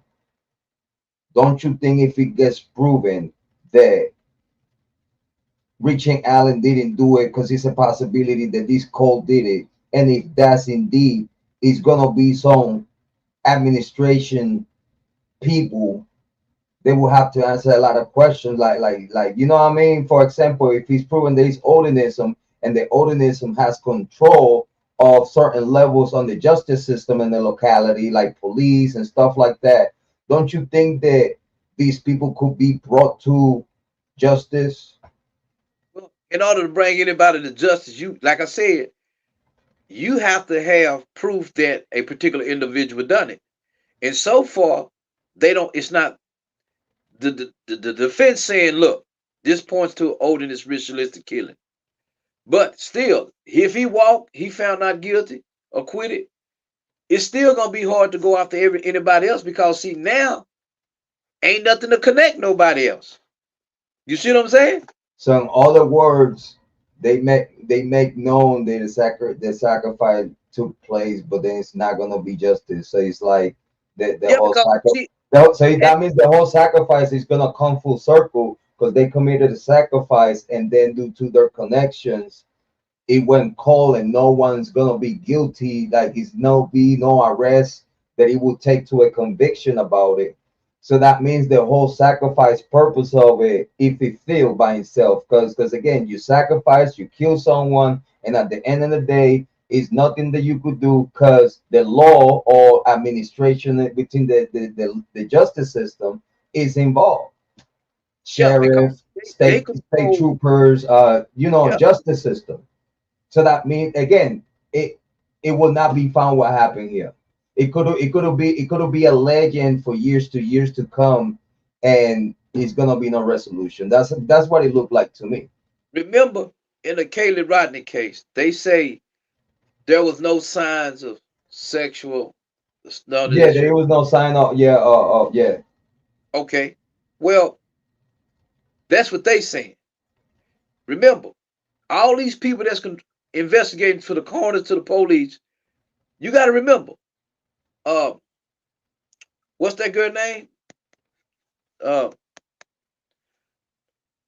who wanted to talk to all the kids about in Truckee? What's her name? Oh, yeah, yeah. My buddy Sammy Smith. Okay, Sammy Big shout said. out to Sammy. Justice for Kylie Rodney. Sammy said I talked to her when I left. I called on the phone. The police never confirmed that. You see what I'm saying? See, don't depend on the police to tell you everything about a case because if they reveal everything to the case, it's going to report to the killers that they trying to avoid. And so when you look at the Delphi murders case with Libby and Abby, of course they're going to say no signs of sexual assault. Yeah, you're going to say that. I mean, but we already we already know in this case those roots run deep. You know what I mean? Like it's really again like at this day today, it's sad If to you say that think, it's really not much information about it, but at the same time, it's like in a way it was explained and the public information brought it to the table to outside of the bubble and to the rest of the world. Just the public information by itself don't look good at all. It just is messy. It is a lot of information that never got to a conclusion, and it's sad to say that at this day today, I believe in the back of my heart and the front of my heart and in my spirit that Kylie Rodney has not gotten justice though. I want you to consider Again, this. I believe it was not an accident. That's just my personal opinion. It's many theories that I could come up with, but at the same time, man, is you see, Christmas is coming, and sometimes, in cases like the Kylie Rodney case, due to the information available, far as the public information, make things look in the way it looks. I feel that sometimes you gotta give some peace to a topic just because it's so in deep. It's so painful, man. I'm telling you, this Kylie Rodney case, brother. I got into this case like a year ago, way longer than a year by now, and it's like, man, I have really touched a lot of people that is being, mentioned within the case, like content creators and people that, you know, it was known within the case. And it's like, it's many sizes of information. But then when you look around between the public information and what the private information that has become public due to YouTube and stuff like that.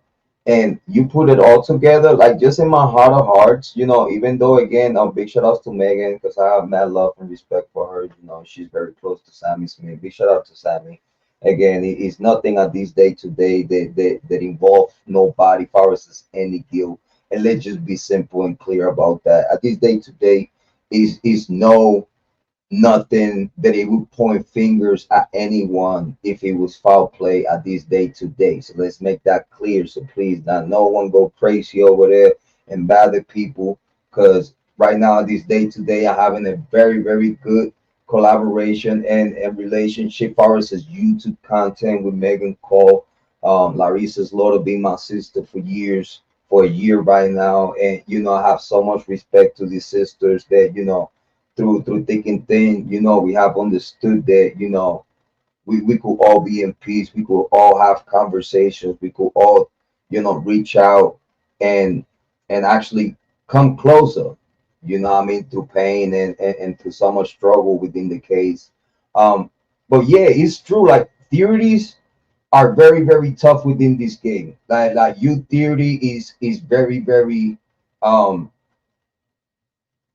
the theory is I want to say is so powerful because it's a lot of things that people need to listen to. It's a lot of people that people need to listen to because if we don't have these tough conversations, we will never get nowhere. This is the type of conversations, for example, not just in the Kylie Rodney case, but let's hop on real quick on the Idaho 4 case. The situation about like what we comprehend that if let's say Kohberger didn't have nothing to do, and then we're gonna have to start fresh from scratch, and then what we're gonna do next? We're gonna have to investigate the whole inner circle. They can't go backwards. Once you go forward, So okay, can you please let me know, brother? So for example, if this go is a no go with Kohberger, what will happen after? nothing. Because I'm going to tell you why. Through your whole investigation, Can all these cases go? Can we all say the Kylie Rodney case, Idaho 4 case, and Delphi case be three cases that will never be resolved? well, I can tell you this here. The Kylie Rodney case have been solved. Well, yeah, as this day today is an accident, as this day Hey, hold today by on, authorities. Yes, you're right. You're hold right. on. They can characterize an accident. That don't make it a fact just because the police in a coroner said. That don't make it a fact. I'm looking at the fact that a person say, I heard her, I called her when I left, she was still alive. Okay, had you said we verified, you didn't do that because you can't verify that. She was lying. So she has a motive now. The fact that she say she talked to her when she left, that's a motive. Mm. So of course you're not gonna confirm that and say, oh, we couldn't confirm it or deny it. Now you gotta charge her. Well, you said you talked to her, but she was already dead. They give Sammy immunity though, like what I'm saying. She spoke to the authorities on the immunity, so that means that it Let didn't me matter ask you something. what she told them. Listen, She would have never been charged with nothing. You know what I'm why saying? Like why would you give immunity to somebody who haven't done anything? If because I have to be with a client, I believe that they wanted due to that no one came forward because again they said there are a whole bunch of tips pouring, but it's hard to believe that because no one from the community wanted really to cooperate. They went and cooperated, you know, with the team meetings with Sammy, but didn't cooperate as far as going to authorities and talk to them. If you So look at, you know, like they wanted to know something that they did not know, and the only way that they couldn't know anything, even if it was a lie, it was through Sammy. And they was like, okay, we need to know something. Can you tell us something, even though you're not, I'm gonna tell you, like you're all not they gonna get had in to do, trouble for whatever you're gonna tell us. We just need to know the truth. look at it like this here. Under those circumstances, I guarantee you this is what they didn't do. And if they really wanted to know, we have $1 million reward to somebody who can identify the killer, what happened. They would have got him. Because I know if I was there and I saw you off me $1 million, I'm singing. I'm going platinum. So they didn't want to know who it was because they already knew. Truckee, California, where they at, is like a tourist thing. Pretty much everybody there depend on the tourists. So they looking at the business part of it. They saying, screw Kylie Rodney. Screw that young hus. This is what they saying, man. This is why nobody ever came forward. The car was right there in the water. When those, what's they call those guys that came. They knew the pin location Tuesday, bro. Tuesday, Okay, so the Tuesday right after it happened. If you know this girl body submerged, you law enforcement, and you ignoring it, what else do you ignore? Because that's not professional. They wanted that body to stay down there longer because I'm gonna put it like this here. Bro, AWP found her in 45 and 35, 45 minutes. Big shout out to Doug Bishop. Doug Bishop just sent us a shout out in the comment section. I believe, let's like all of them know, Kylie Rodney was raped and sodomized and beat up. I don't care how they try to put the spin on it, because when you look at the coroner, and even you know this, Jrod, when you look at the Kohberger case, you say they don't even know when they all died. They just giving a guesstimation. Right. Disclaimer, that's Speak Bound Holdings theory. Well, I told that's what I believe. Yeah, that's what I said. I had to do a disclaimer real quick. You know, I got you. You know, I'm with you. Now, But listen, I have to do a quick if disclaimer. I say, Like at least me and my personal, I don't believe that I don't believe that she got raped. That's just in my personal opinion. This what I'm saying. That's why I tell you this is what I believe, because I'm gonna put it like this here. Ain't no way, if you got a coroner who's not being honest about the autopsies. So if everything around these deaths is ambiguous, nobody's being honest, I have to think rational. Right. What they don't want to address?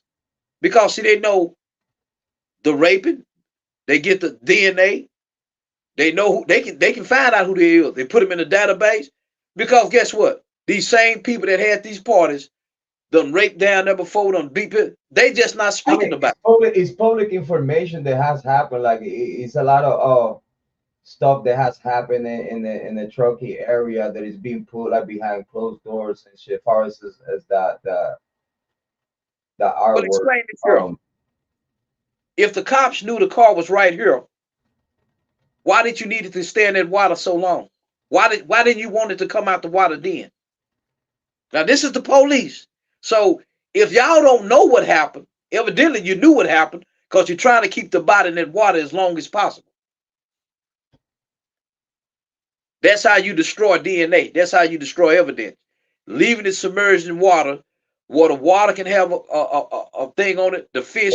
Effect on the body. So it's not making sense. I mean, I believe again, far as the you know the decomposition of the body. Like I believe that, you know, again, it says in the document that it was moderated. So I really don't believe, like I believe that the body it was supposed to be in prime condition for a full forensic examination. And I just think, in my personal opinion, that there's something again, you see, I go a little bit more simpler. You see, in my take about it, I go more simpler. I believe that an accident happened, but it was not the type of accident that they talking about. I believe that the rough house I believe that you know the comments of a fight occurring with this person that we already mentioned. You know the allegations of big shout out to Doug Bishop, but the allegation that in group chats that it was a fight, and I believe that that fight could have ended up bad by accident. Do you understand There's me? nothing wrong with that theory. I just look at the totality of the interviews So that I feel like, for example, if y'all roughhouse each other during a fight a little too much, and an accident happened, like a bad blow, a hit in the temple, something out of the extraordinary within the simple fight.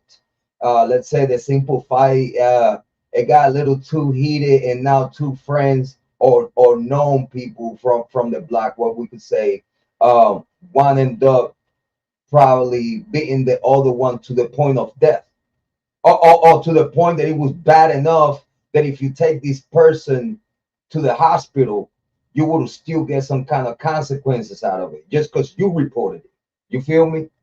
So I feel that after the fight and through the fights, an accident happened. I believe that within the fight, this person, if that was what happened, which this is well, just my theory, this is just my personal theory. I guess it's very more simple than you know the other angle.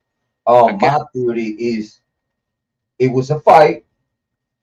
It could be one person, it could be multiple people. The word on the street say, you know, theories and the word on the street is that multiple people jump in and beat up Kylie. That's what other people say. You know what I'm saying? So let's say if that was the case, right? Let's say that they roughhouse her to the point that they knew for a fact that if they take her to the hospital in her condition, consequences would have come their way anyway, and they freaked out because again now they could have been in drugs, they could have been drunk, they could have been impaired to a point that they would do something on a blackout and then just realize the consequences after the blackout and then be like, oh, what the fuck we gonna do now? And the only stupid thing that they could think of is just flipping the car, like you know what I mean, like throwing it in the water, just freaking out. It's like, yo, not just you know, just throw it in the water. We'll figure it out. You know, I call mom and pops and see what's up. You know, freaking out. But it was an accident that ended up being more than an accident. Because if the accident would have got reported, she would have got taken to the hospital. Probably she would have survived. And yeah, they would have slapped you with something on the wrist, and things would have been moving on in a different area. Yeah, hit in the head. Big shout out to Rock Shot. Big shout out to everybody in the chat, Joanne, everybody, please. Big shout outs to y'all. Thank you for being here. But example, they freaked out. That's my theory. They freaked out. And then okay. now they have to call, because again, it was the conversations that the parents of the youngins that were there, they came and cleaned the whole area after this occurred. So that means that a lot of evidence got cleaned up. And it seems within the footage that everybody left around 1:48 in the morning, and it was like a caravan of people just leaving the area. And I believe that was the time when all parents left the scene after cleanup. That was like 1:48, 2 o'clock in the morning. You know what I'm saying? So I believe that an accident occurred, someone freaked out. Now it's too late because Kylie Rodney's already inside the water. Now mom and dad found out, and then now mom and dad has to put the work cleaning up a dirt that it could be fixed in a whole different way. So something that it was, I mean, not little, but something that it could be fixable just because they freaked out end up being what it is today. Okay, I get you. But the whole when you look at ask yourself, why would they all be jumping on Kylie Rodney? Kylie Rodney originally wasn't going to attend. She was just going to be a designated driver to get people home safe. Yeah, because apparently she didn't want her to go because she knew what was about to happen and she had to fight Sammy. Okay, so let's Big shout say out to this, Sammy. What up, girl? but let's just say this was a fight and it happened. Okay, the problem is if it was a fight, and it was an accident, but you take a body and you put it in the water and you push it in the water, she was already dead. So this is what you call, if it was an accident, it's still a crime because it's a manslaughter charge. Okay, Yeah, because so this happened way earlier. Because if the theory is correct, she hit the water around 12:34, and in the morning the CRV was already in the water. So that means that it could have happened, let's say, like by 10 p.m. Do you think that, like, it could happen around that time? And let's say um they try to figure it out, like what we gonna do, and then they just like, oh my gosh, she's dead. yeah, I mean So that's a they would try to, possibility. because they would try to figure that out, what they're gonna do it, and while they try to figure that out, they hesitated to the point that they waited, try to figure the shit out until she was actually dead, and then now freaked out and have to, dispose. Well, either way it go, a crime committed, whether it's Right, an right, accident. right, So so when this happened, these supposed to be your friends. Okay, friends don't do this to friends. Okay, right. if I'm doing if I accidentally do a joke on you, you fall, hit your head, I'm gonna try to get you some medical attention. Okay, because I probably can save you. Okay, so once you take it and you put this body in the water, then you get these interviews. I'll talk to her with her, and then here's the problem: they try to make it sound like she was kidnapped at first. All right, so but they all along knew she was in the water, and when the coroner did her report, they started the state police or whatever. They started characterized as a traffic accident. This is why you can't trust these people. So when they start going to invent things, they already know what's going on. That's why you end up CHP getting it. CHP don't have a report yet, and I don't think in CHP will ever come with an incident report. Well, I'm saying when the state trooper them took over talking about it's a traffic thing, right? Yeah, yeah, yeah. So Yeah, that's what that's I'm saying. right there. CHP said that. CHP said that, but they never came with an incident report, so they lied. Because because it's not a traffic. You got to have two collisions. You got to Right. have two cars. There's no evidence that this car hit anything another car. That this is how I'm telling you how they cover up things when they don't want you to know. They'll tell you anything. The I mean, fact at that least the vehicle, at least the CRV was pushed by another vehicle and try to hide it as an accident. You know what well, I'm saying? Like, if like in a way they put these, because remember, I don't believe that they drove the CRV there. I believe the CRV was pushed by another vehicle behind it. That's just my theory. okay, that's cool. You know what I Either mean? way, But it's still you not an have, accident though. A huh? vehicle, it's not. It's still not a vehicle accident. But if that was the case, I think they masking one thing with the other. What type of accident could like you fighting a person? Okay, you know when you beating a person to the extent to where you could kill them. You know this.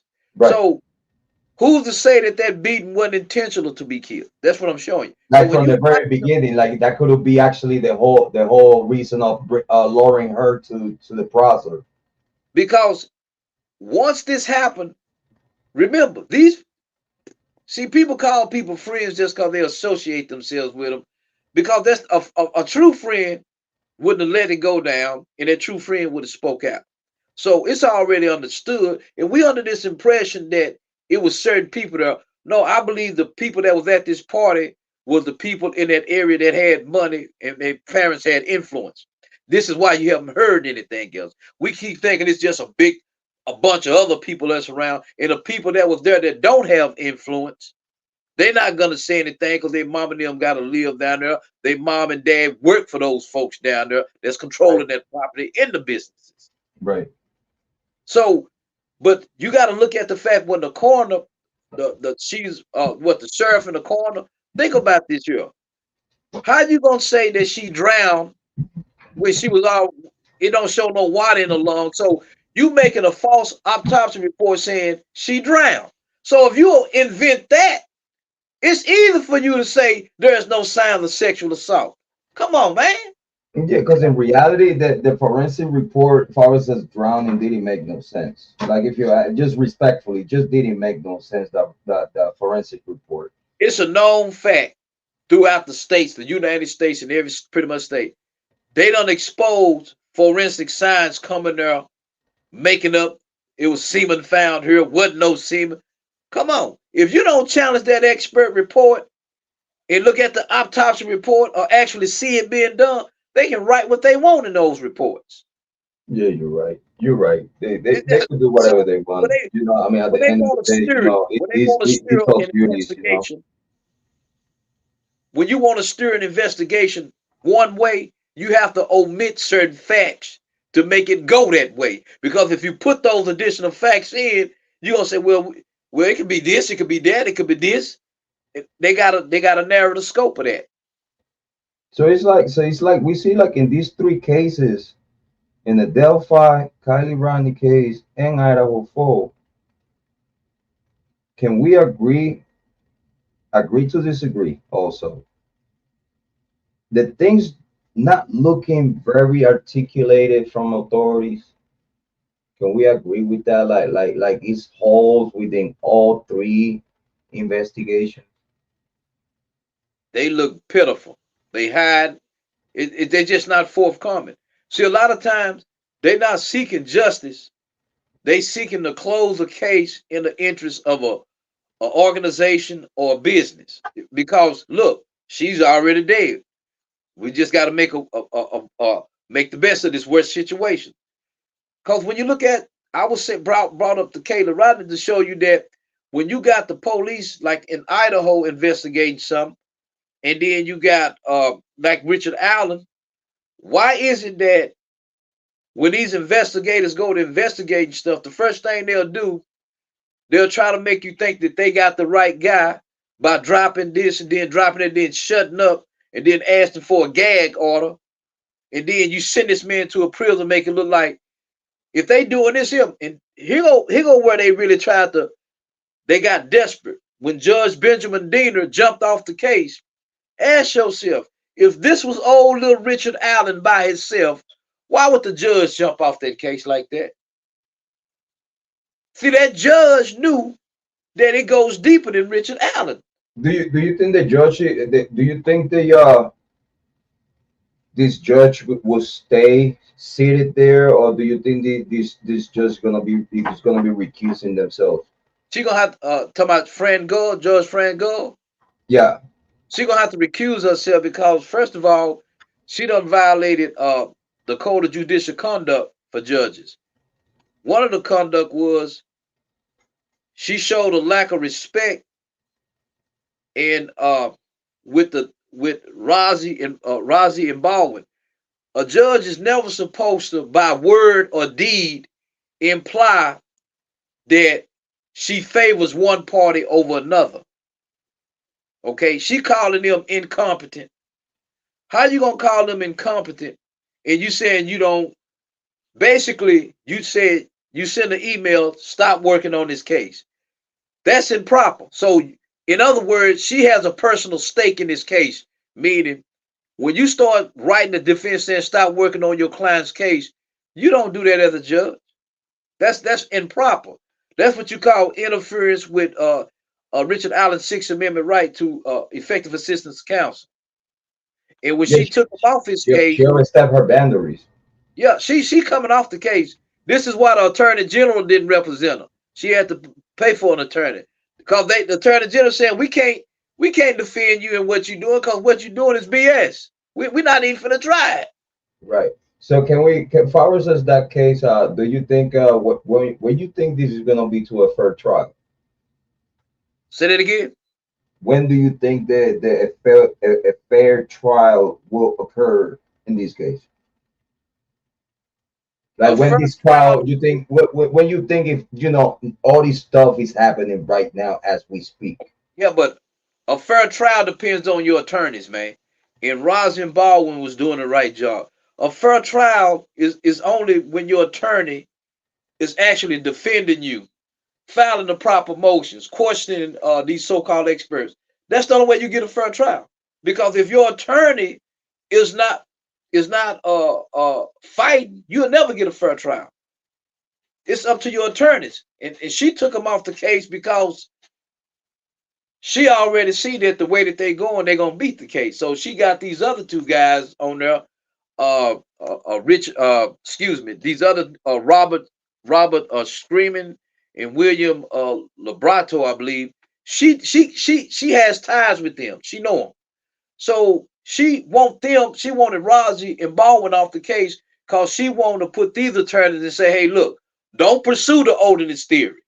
Just defend it. She can't do that. She done messed up. If that's indeed due to occur, don't you think that she was being influenced within the administration of the legal justice system? So again, if this pressure is because the ordinism stuff, right? So can we believe that if it gets proven that he's related, that all these decisions since the very beginning of the case is because authorities are actually involved? Can we expect arrests like from representative of the government within the authorities of the legal system? Like can if it gets proven that the judge is being influenced by outside forces or within the inside forces of the justice system within Olonism. You still gonna need a lead on who to go after. It's just like you got 10 So people. she will have to snitch if Well, this is true. If this is true and this is something that is happening, she got to recuse herself because she kind of like tried to here's the deal. influence the case due to Okohu. Well, here's the deal. I mean, at least we have the judge then. I got you, but here's the deal. She's not gonna ever admit knowing what's going on because She gonna plead the fifth. she couldn't be a judge no more, man. They'll have her. She gonna act like, I'm just gonna recuse myself and forget it. But here's how I know she know what's going on. Because first of all, you don't. This is what she said in the chambers, okay, with the transcript being released. The Rosie or Baldwin say, "Look, Judge, you want to get Richard Allen here on the record and get his opinion on if he want us to stay on the case." This what she said. She said, "I don't feel comfortable with him in there." So you already got in your mind that he guilty. You saying as a judge, you wouldn't feel comfortable bringing their client in there, he in handcuffs, and asking him because and when he's like innocent to proven guilty, so now the judge is judging way before trial. okay, what I'm saying when she made that statement, this is what these lawyers ain't told y'all yet. When she made that statement that she don't feel comfortable with him in there, she showed that she's biased. That alone, she got to get off the case. Because you don't indicated that he's guilty. You think he's guilty. So you don't indicated that you favor a prosecution in the state's favor. Yeah, because she prejudging the alleged suspect. Richard Allen was supposed to be brought into the chambers. When she say, I don't know how the corrections will feel comfortable bringing him here. I wouldn't feel comfortable. They bring you defendants go into chambers pretty much like that when they to discuss stuff like that. But her statement showed a deeper problem with the case that they looking for a conviction without a trial. And at this point, Rosie and Baldwin was threatened by the judge, hey, look, you get off the case, I'm a public shame you. Really, to me, in my opinion, they should have said, you're going to have to bring that home. But we ain't going to jump off the case. We go, let's do this public shame. I just don't. So they was kind of forced to step down, and that's going to be a problem. And I believe they're going to be reinstated on the case because if they not reinstated on the case and Richard Allen go to trial and the other attorneys don't pursue the ordinance theory, it's a guaranteed reversal on appeal for ineffective assistance counsel. Because they have shown that that theory by their own defense, by the state, who they tried to hide, a professor, said, yeah, that's consistent with an ordinance sacrifice. The state tried to hide that.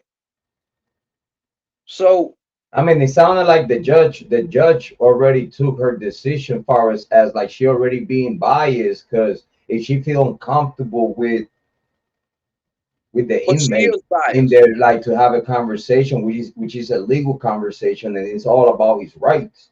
You Well, know, she showed. for me, it's an excuse, and not just an excuse, but it's also very biased because it shows that the judge already have her Yeah, own determination of it. you don't. Why would you feel uncomfortable with Richard Allen in your courtroom?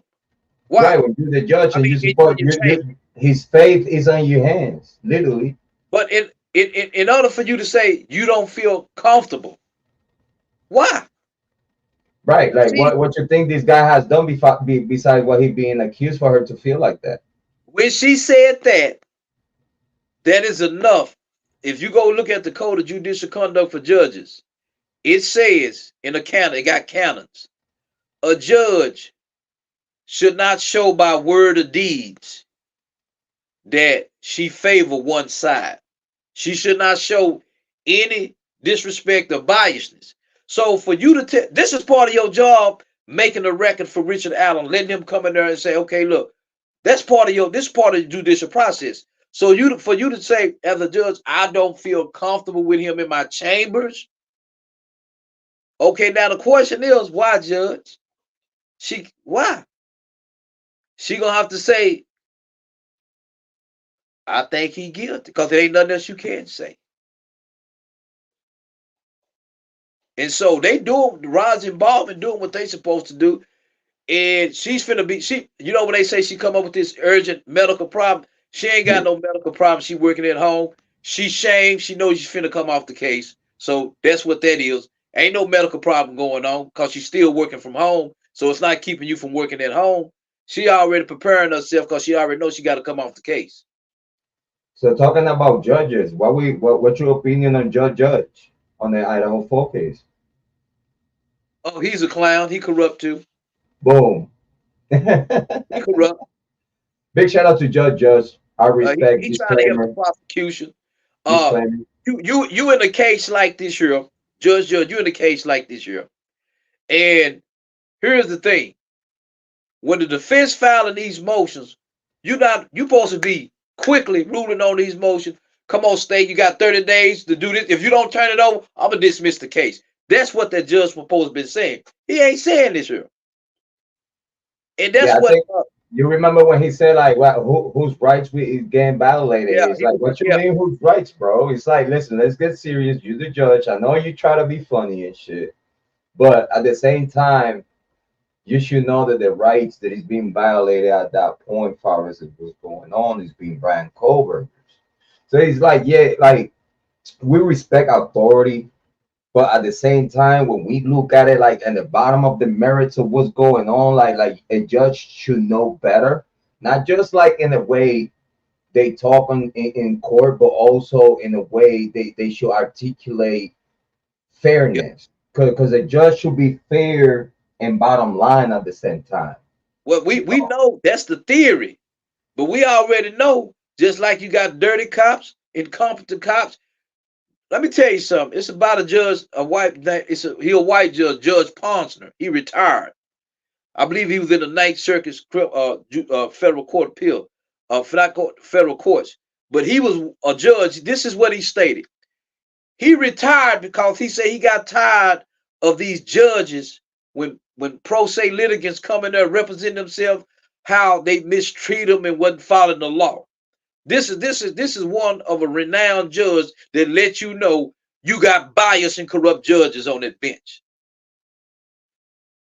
I think like it's everywhere. Like you have good It's people, everywhere. bad people. You have bad judges. It's like yin and yang, man. I believe that you see in the back of my head. I always believe in the system. You see, like in the back of my head, I always want to give the state and authorities the benefit of the doubt. Like I have, again, even family members within, but at the same time, like I hear the stories and stuff, and it's like I could relate because in reality, we have seen the news about corruption. We have seen it. Like we're not saying that everyone is corrupted, but we seen the bad apples within situation that has been public, and I'm just thinking inside my head, like if this looks this bad, like with whatever is being public, I could only imagine the stuff that has never been public. You know, it might be situations that are worse than what is being public, and we just don't know. Well, we only can know what they putting out there, Right. just like what people don't know. Cases are won in the courtroom. You can try a case in public opinion, but that don't win no case. What win case is filing motions, objections, filing the time, and I just tell people like this here, you don't never waive your right to no speedy trial. For somebody say, "Oh, we need more time to go through the evidence," you don't even have all the evidence right now. My So, question, so my question to you on the on that situation, because yeah, I totally forgot to ask you earlier. Sorry to interrupt you, brother. um, I had to clear my throat. So Ann Taylor, so she didn't have to skip his right to speedy trial. Because my question to you, see, right, I'm trying to bring it right back to the point.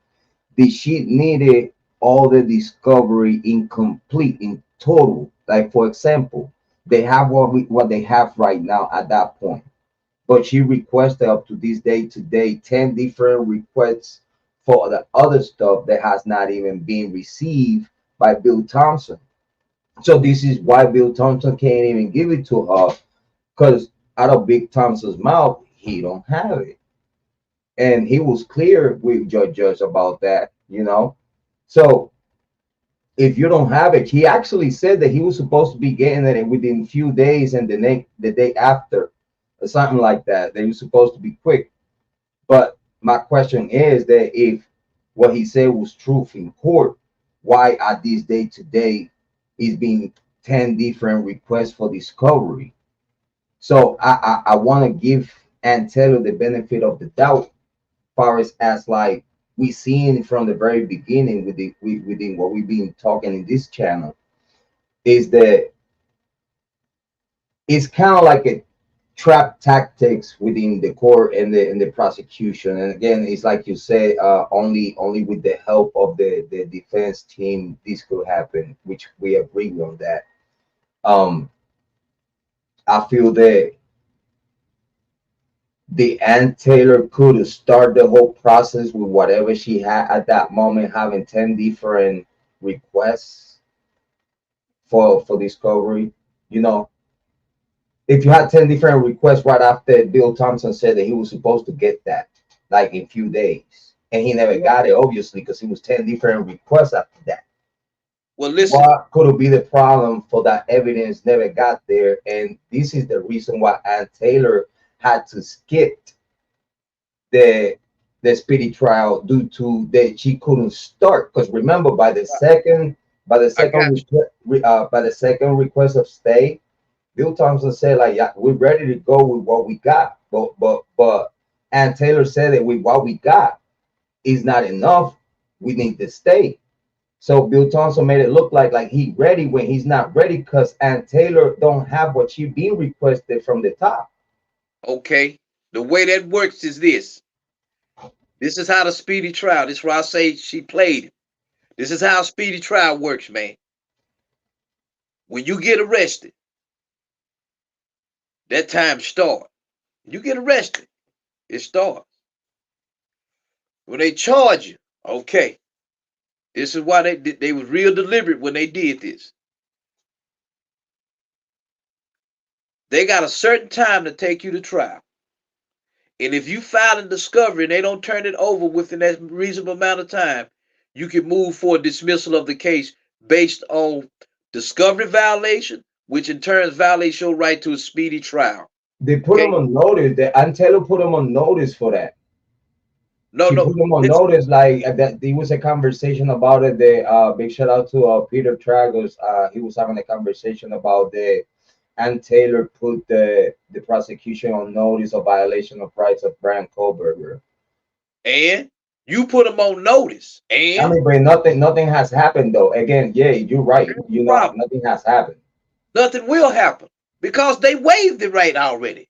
They waived it. Once you waive the right to a speedy trial, you get they did this in open court. Judge told him, Judge, you can't come back and complain now. That was his way out, man. Look, if the prosecution is not turning over discovery in a timely fashion so you can prosecute within a speedy trial, that's grounds for dismissal. So Ann Taylor didn't want it to be dismissed because her payday would quit. She's milking the clock. She How much you violated think? his right to How much you think? Like, think real quick, right? Think real quick. How much you think she have made so far? I didn't hear you. How much money you think she have made so far? Well, at the rate that they doing what Like right 8,000 now as we speak. since the time she been on it, she done probably already made about probably 260 some 250 some thousand. And So it's gonna it could hit half a million, half wait a trial. minute. It could be a lot more than that. But here go what you gotta understand. That's her salary. That ain't including them other attorneys' salaries and them investigators. You understand? So we're talking. Oh yeah, it will hit the $1 million pretty soon It's too. gonna she gonna hit $1 million by the time this case is over with. Yeah. This is why she did everything to prolong it. I'm gonna tell you again, man. Miles and Diet too. You don't need any discovery for a preliminary hearing. You don't need no discovery. That is your time to set up the testimony to get the discovery you need that they don't normally want to give you. So everything she did is backwards. Everything Kohberger could have walked. She didn't want him to walk because that's her.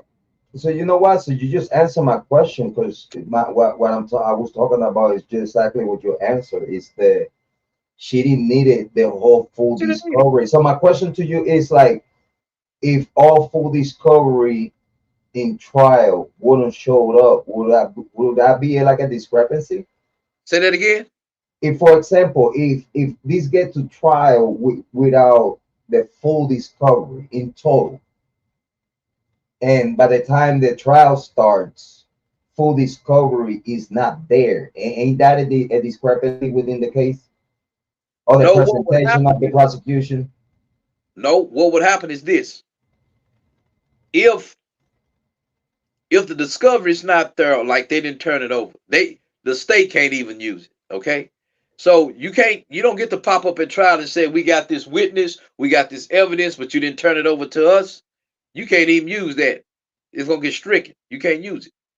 But when you look at this case for what it is, there is really nothing that they need in this. All this big discovery, it's not necessary. Because if you look at the probable cause affidavit, they telling you this is what they was going on. That's it. Ain't nothing else down. So this back and forth about this, it ain't. It So don't even make. what's the options? Is a full total of discovery is not shown by the prosecution. Well, the Like all vial this stuff, actually, for example, if everything they presented to the secret grand jury, because again, I believe that and Taylor still don't have in totality what was presented to the grand jury.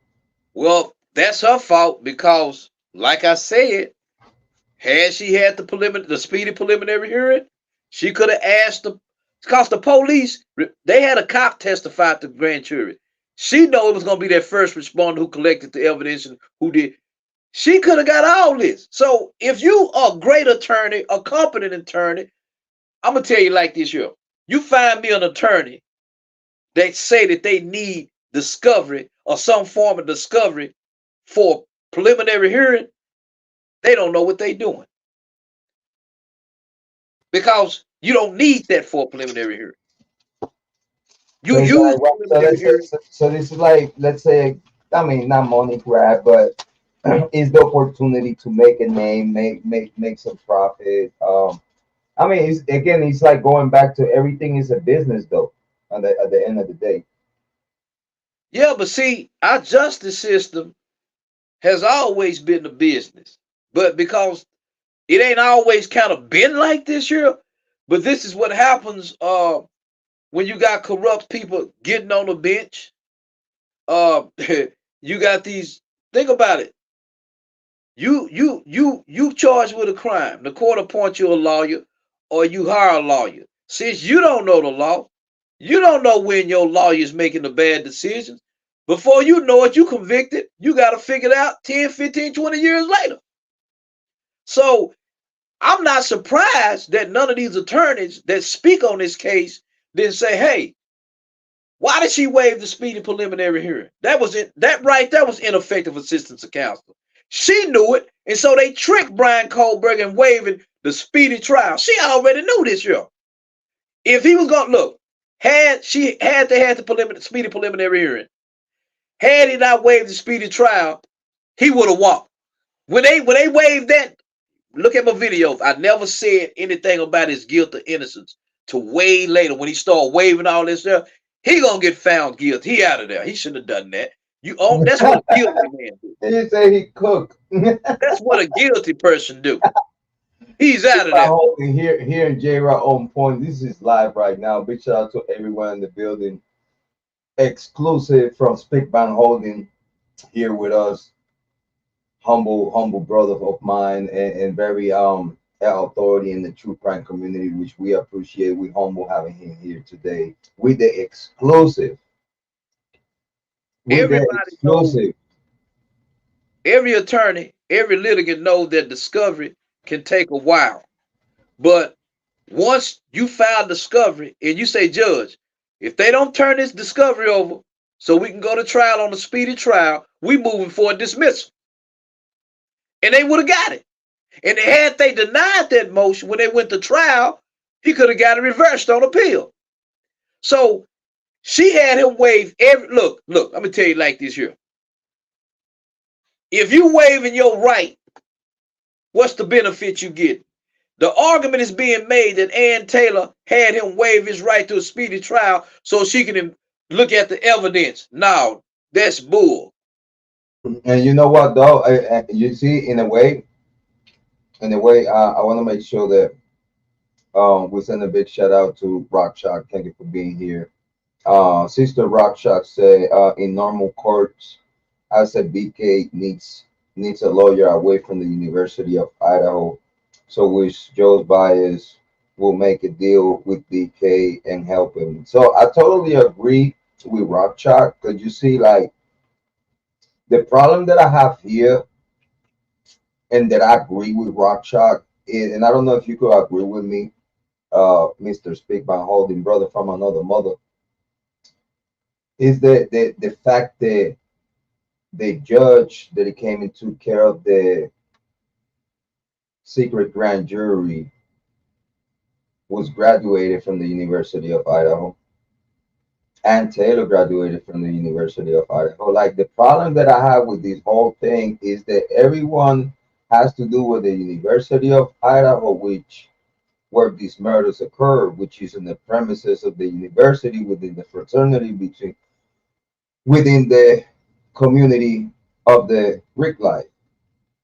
The news outlet said that day one that this is a Greek life community, that it has to do with fraternity, sororities, they're all very close to each other and stuff like that. Like for something like this to happen, you know what I mean? It's just the possibilities were very minute to be a total stranger. Because that was like the beginning of the conversation of when this happened, you know, that something like this couldn't happen, you know, outside of the community type of thing. That it was like within. That was the first reports, you know, like in the very beginning from the local. We could pull like the news reports and shit. But at the same time, then as soon as the first reports,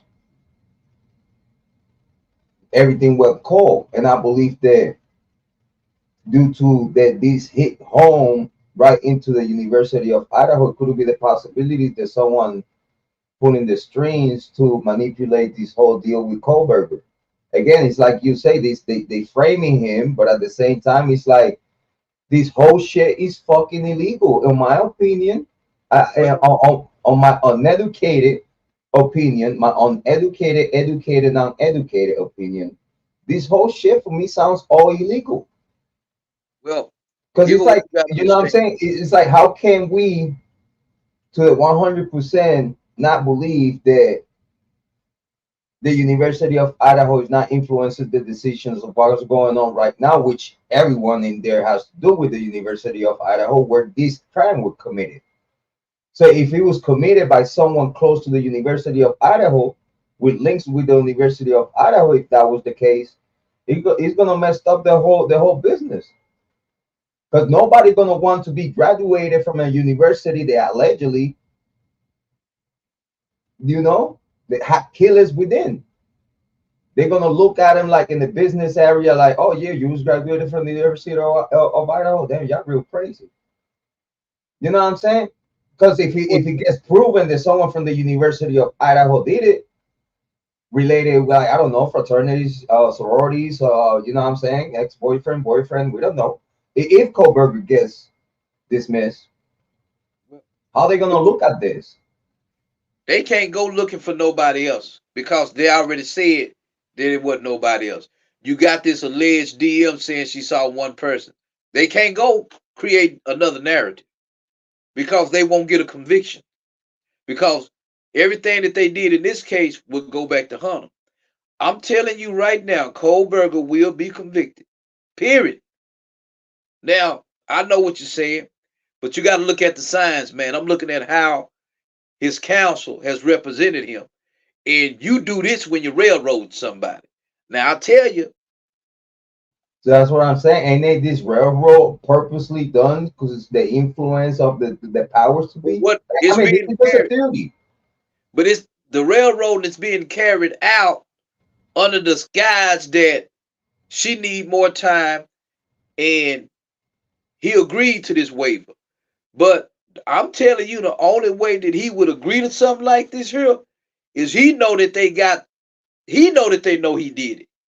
So he going along with this whole thing because they're gonna he already know the death penalty is coming off the table. So what about it? So what about if he didn't do it and the actually the powers to be? I'm trying to frame it. I got you. You Because said let's say for example, what was the chances? Was the chances that Kohberger was in that particular area in Washington, Pullman, Washington, studying there, due to well, for example, they due to his connections with his sister. Because remember, we were well, talking about his sister dropping a dime on him. So if, for I example, his believe sister is part of this whole twerking University of Idaho cahoot, if that was the case, of course, this is just a theory. Um, don't you think that, for example, they setting him up through the allegiance with his sister? Because remember, his sister, I think this is the sister that used to be in movies and shit. So she's inside already. You know what I'm saying? Within. I don't think they set them up. I'm So telling you you, think that he killed that he did by himself hold kill up. the young victims, right? So he did it by himself. I'm telling you, I don't You know if you can convinced hear, you but I'm convinced that telling he you. killed them. Like you convinced that he killed them at this I'm day gonna tell today. you how This convinced is I an am. exclusive on Jrod on point. I'm finna tell you how.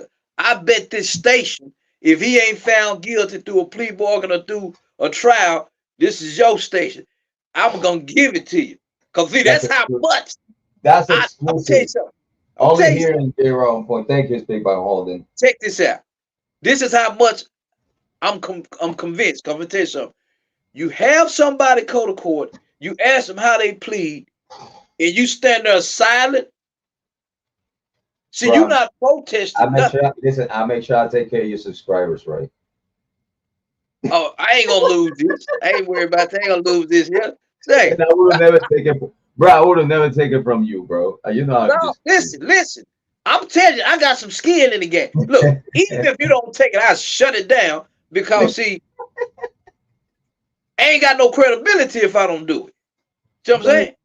So that I'm means that your telling you, analysis that means that your analysis was not correct. I'm standing on. I'm putting some on the line with my analysis. We was talking That's how about much I believe in my no, analysis. no. I remember we was talking about $100. Oh, you still gonna have to pay that, but check this out. No one go up into the courtroom and stand in silence. They say, "Are you? How do you plead?" You do that when you guilty. So when they come with that plea, boy, you can say your attorney can argue, Your Honor, he has never denied doing it. I already know what's finna go down. See, she setting it up to where she milking the system. She know he guilty. Otherwise, I'm gonna tell you something.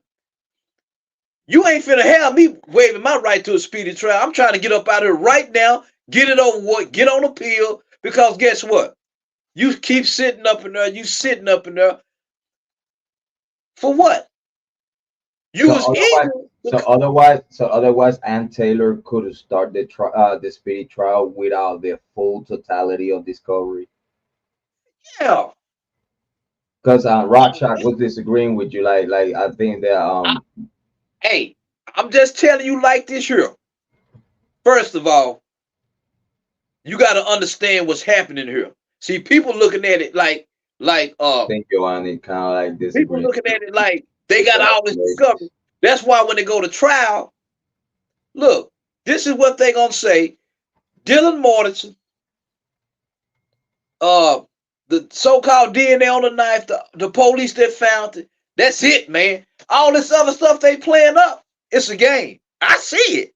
That's why I put this on the line, because I already see what's gonna happen. I We see it. love we love having Speakman Holding here with us always, man. It's always an honor to have you here. And again, I agree to disagree, brother. Again, Ain't nothing wrong. Hey, I hey, I'm stand, I just stand, giving I my stand take. on my listen. Listen. I know you are a scholar because I know you are a scholar of the art of justice system, and I know you really have an undefeated record. And again, you my legal advisor and legal representation. So again, due to that, I disagree.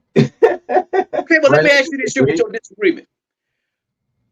Why why did she waive the speedy preliminary hearing? I mean, based on what why did she do that? What was the advantage of doing that?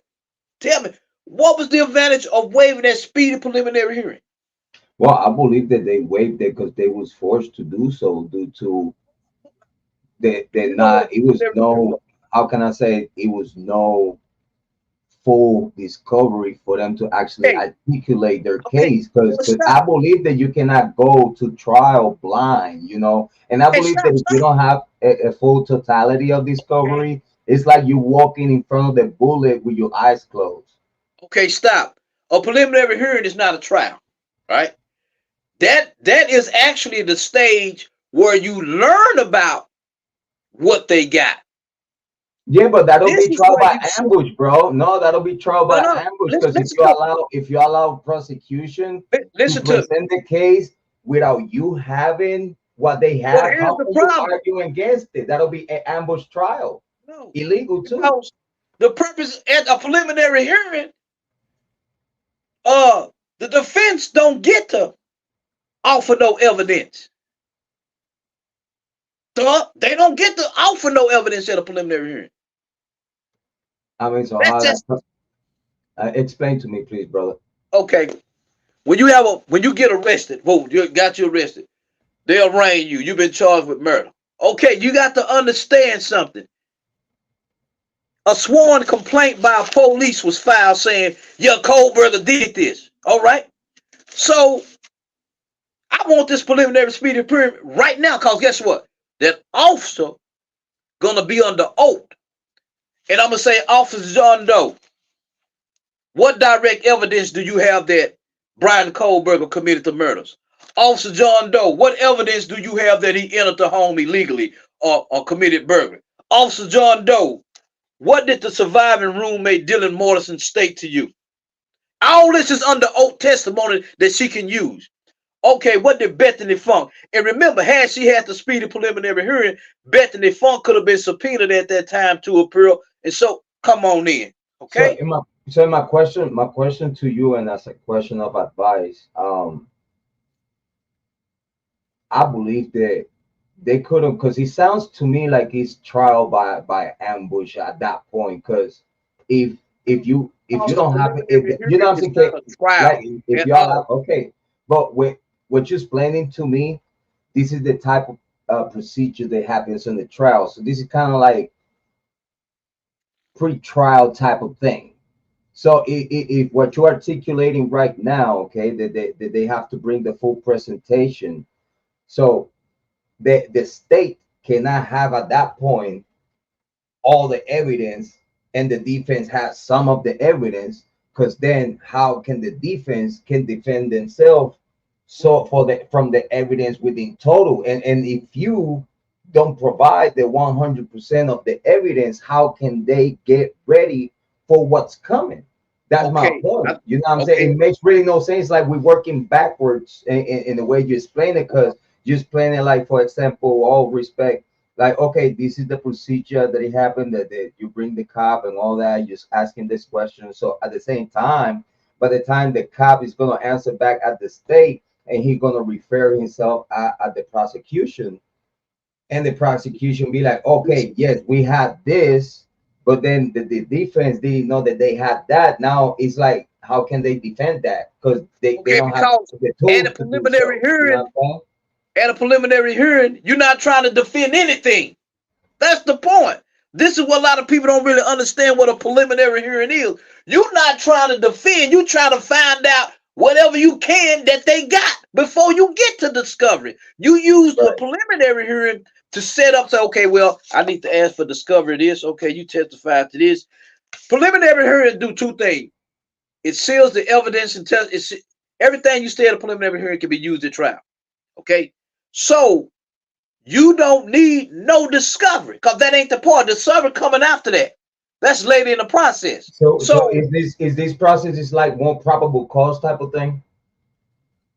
The only thing this is here at a preliminary hearing, you got to remember this is a sworn complaint. This is different from an indictment. A lot of Right. people, if you listen to Jennifer Kaffendaffer, this is what she said. Catherine, that first big shout out Whatever, to her. you know, Yeah. this is what Kaffendagger, or this is what she said. Catherine Dagger. She said, I'm surprised that they would waive a speedy preliminary hearing based on a complaint. Right. That's Right. what she's saying is this. This is one officer saying this. So why the hell would you waive this? You get up in there and you get his testimony on the oath. He wasn't ready, and she knew it. She said, they say, now, Ann Taylor, you need to get him to waive this. You need to, because guess what? His training, his expertise, he didn't have it. During this case, he done went and got certified and abreast on it. Cause that evidence that he collected, because he wasn't certified, that's what they trying to keep out. It'll be thrown out based on the way it was collected. They know this. So guess what? Ann Taylor know. I stand to make almost 700,000. I may hit $1 million. Now, she crossing them out. I go on national TV. I go on my own YouTube station and I tell her, and I done said it. You crossing this man out. You was incompetent when you did this. Why haven't the judge in the Kohberger case called out his attorney for that incompetence? So, But in bro, France Court, he's trying to call out Ross and them for properly representing their defendant. See, brother, brother, you're actually proving my case, bro, and I appreciate you because you're a brother from another mother, and I'm telling you, I look up to you, and for me, like, you're one of the best experts in the true crime community, and you know how I feel about you, brother, far as a man and parent and everything about you. You're a great guy, you know what I'm saying? But here's the reality. You proving my case though, because it's like in reality, you're saying that he's being framed, and they doing whatever they want to do with him through Ann Taylor. That's your theory. Because at the end of the day, everything that you're telling me, bro, is like he's being framed. He's being framed, and at the same time, he's gonna be found guilty or he's gonna plead out because they setting him up. My point here with that is, if you admit that the state, even Ann Taylor, is a theory that they could be setting an innocent man. No, you see what I'm saying? You believe that he killed them, but again, it's no Well, let me articulation change. to Let me prove change. that he did it. You know what I mean? I Like know he killed him. is no evidence at this day today that he proved that he was even there. Okay, stop. At this day today, public information is no proof No, no. that this Let me guy show you was something. even close to the area. You don't have to have evidence that he was there. Okay. Okay, All I so have to with do what is they look at have right now, how can they prove that he I'm did gonna it? show you. Thank If you. you know, finna explain something to you. I'm working, I'm going to college, get my PhD, trying to move on, make some money. Why the hell would I sit up in jail and waive my right to a speedy trial? No, I'm trying to get up out of here. Yeah, When the but you judge said it asked me, yourself. why do But I you said plead? it yourself that Aunt Taylor is setting him up with the prosecution that they are working together to frame him. Yeah, You just said that. this what I'm telling you. They setting him So up. they framing. So you literally say that they framing it. If Okay. For example, you cannot frame a guilty person. Can we get that clear? Can we agree? I never said they Can we framed him. agree? This is what I said I'm they was saying, doing. can we agree? We have talked about for hours about the case and everything that you Yeah, have but said, and you have agreed with me, is that he's being framed by even Ann Taylor as representation. So again, you cannot frame a guilty guy because when you use I, the term frame, if you you're listen framing to, an innocent guy. okay, once again, And please let me articulate. And as we speak today was out there in court, nothing will stand against him as we speak today. Unless they come later on and bring anything and everything that I don't know, but at this day today, as we speak, is nothing that he will stick to this guy. I don't know. This is what I'm telling you How what can she's you doing. tell me that you agree that he's getting framed and at the same No, time saying that he that killed them? Because it that's not makes what no I'm sense. saying. Like you cannot frame an innocent guy, right? I never said they was I mean, you framed. cannot frame. I'm sorry. Let me fix that because that I was a never said he was typo. innocent. How can you frame a guilty guy? Because if you frame in a guilty guy, it's even Steven. But you posing a question. I have never said he was You know, innocent. for I example, if you even got there to Kohberger in the illegal way, but Kohberger did it, you still got to Kohberger in the illegal way, or in a not proper procedure way, and the Kohberger killed him, so that's fair. no, that's not framing. What I'm showing you legally with his counsel, she's not defending him. So what she's Because doing, she's saying, you said it yourself that she's setting him up. She's railroading. You said okay, it listen, yourself. She's railroading what him. you So can my be, question to you is, how can she um, railroad because someone that is guilty? okay, first of If all, I'm she's gonna show you. railroading for justice, though, Okay, right? you asked, I'm gonna show you. Go ahead, Like bro. I say, let's be clear. He guilty. I said he guilty, and I'm gonna show you how you frame it with your counsel. If you not defending your client and you having him waive his rights, you know he did the crime, but you can beat the case. But because the way that you handling the case, you helping convict your client because you are not defending him. You've taken all away his defenses and you walking right into the narrative of the prosecutor. Even though he guilty, he can beat the case. So what she do is don't defend him to help him get found guilty. That's what's going on. So That's that's why I what you say okay. he So not being framed. His effective assistance of counsel but have you been said afforded. like you agree with me with that earlier that he's being framed by the state. You agree with me earlier. You frame an innocent man. You He know what I'm never saying? declared. I'm saying like you agree with me that he's being railroaded by Ann Taylor. You said that everything is being put against him. They And on what I'm saying is like you cannot do that to a guilty man because that'll be fair.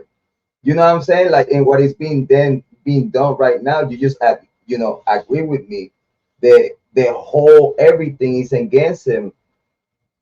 You can Everything. frame a you can frame an innocent man. That's what I'm trying to show you. But that's what I'm saying. Like that could happen. So what about if the whole state and Taylor, everybody's in the cahoot to actually frame an innocent man that he wasn't not even around? So you actually agree with me, which I appreciate.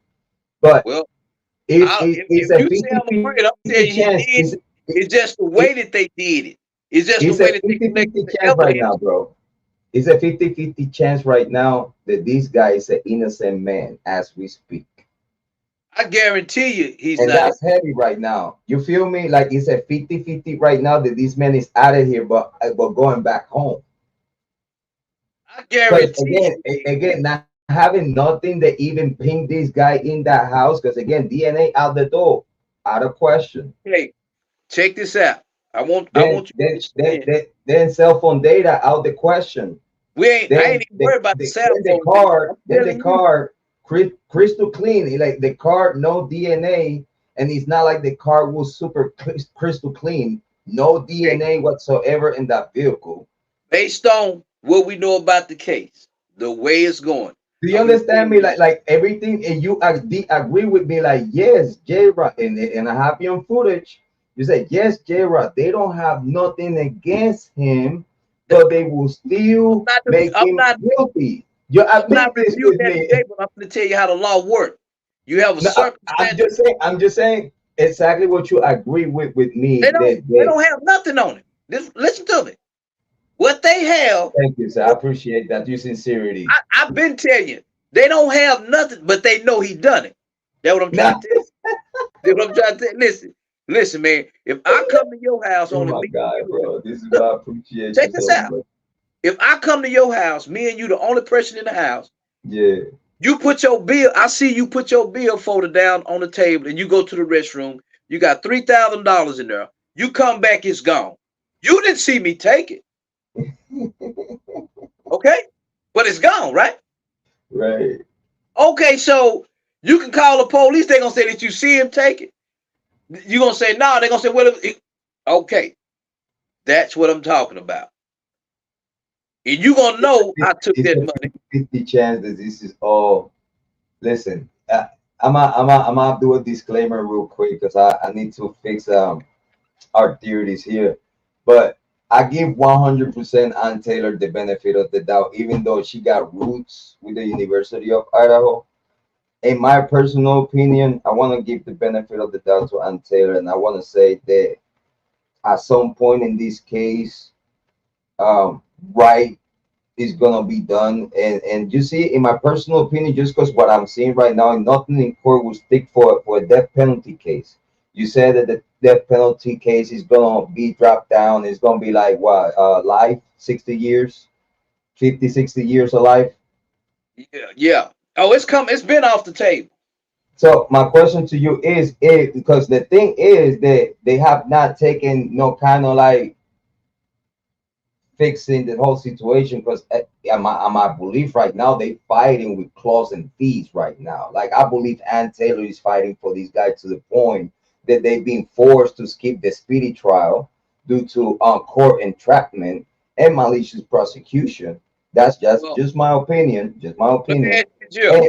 And I want to give the benefit of the doubt to Ann Taylor, and I believe that at some point, whenever everything gets resolved with all discovery in and everything put together, I believe that this man is gonna walk home, because again, not having no proper evidence, not even for a 50, 60 years case. You feel me? Like you have four premeditated murders, so you have to prove in court that all four were your target. Well, here's the thing, what you don't understand. You know what I'm saying? Like it goes deeper than just Now, I'm aware of. I'm aware of all that. This is why I'm telling you. This is why I'm telling you that when he filed that sworn like they complaint, have to prove that those four young adults were called burger like indirect, that this is the reason why the other two didn't got killed. It was because he went direct to these four people, and then for him to do that, what, that was random? What was the connection? What was the connection with him?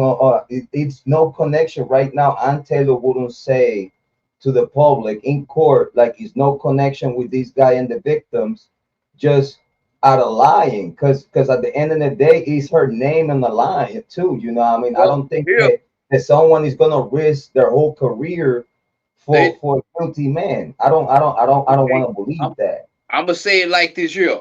I see attorneys risk their whole career every day representing their clients. But the beauty But of it is this. she's putting her whole neck on the line saying this. Like she said, it's no as what we have today. Ten. different requests.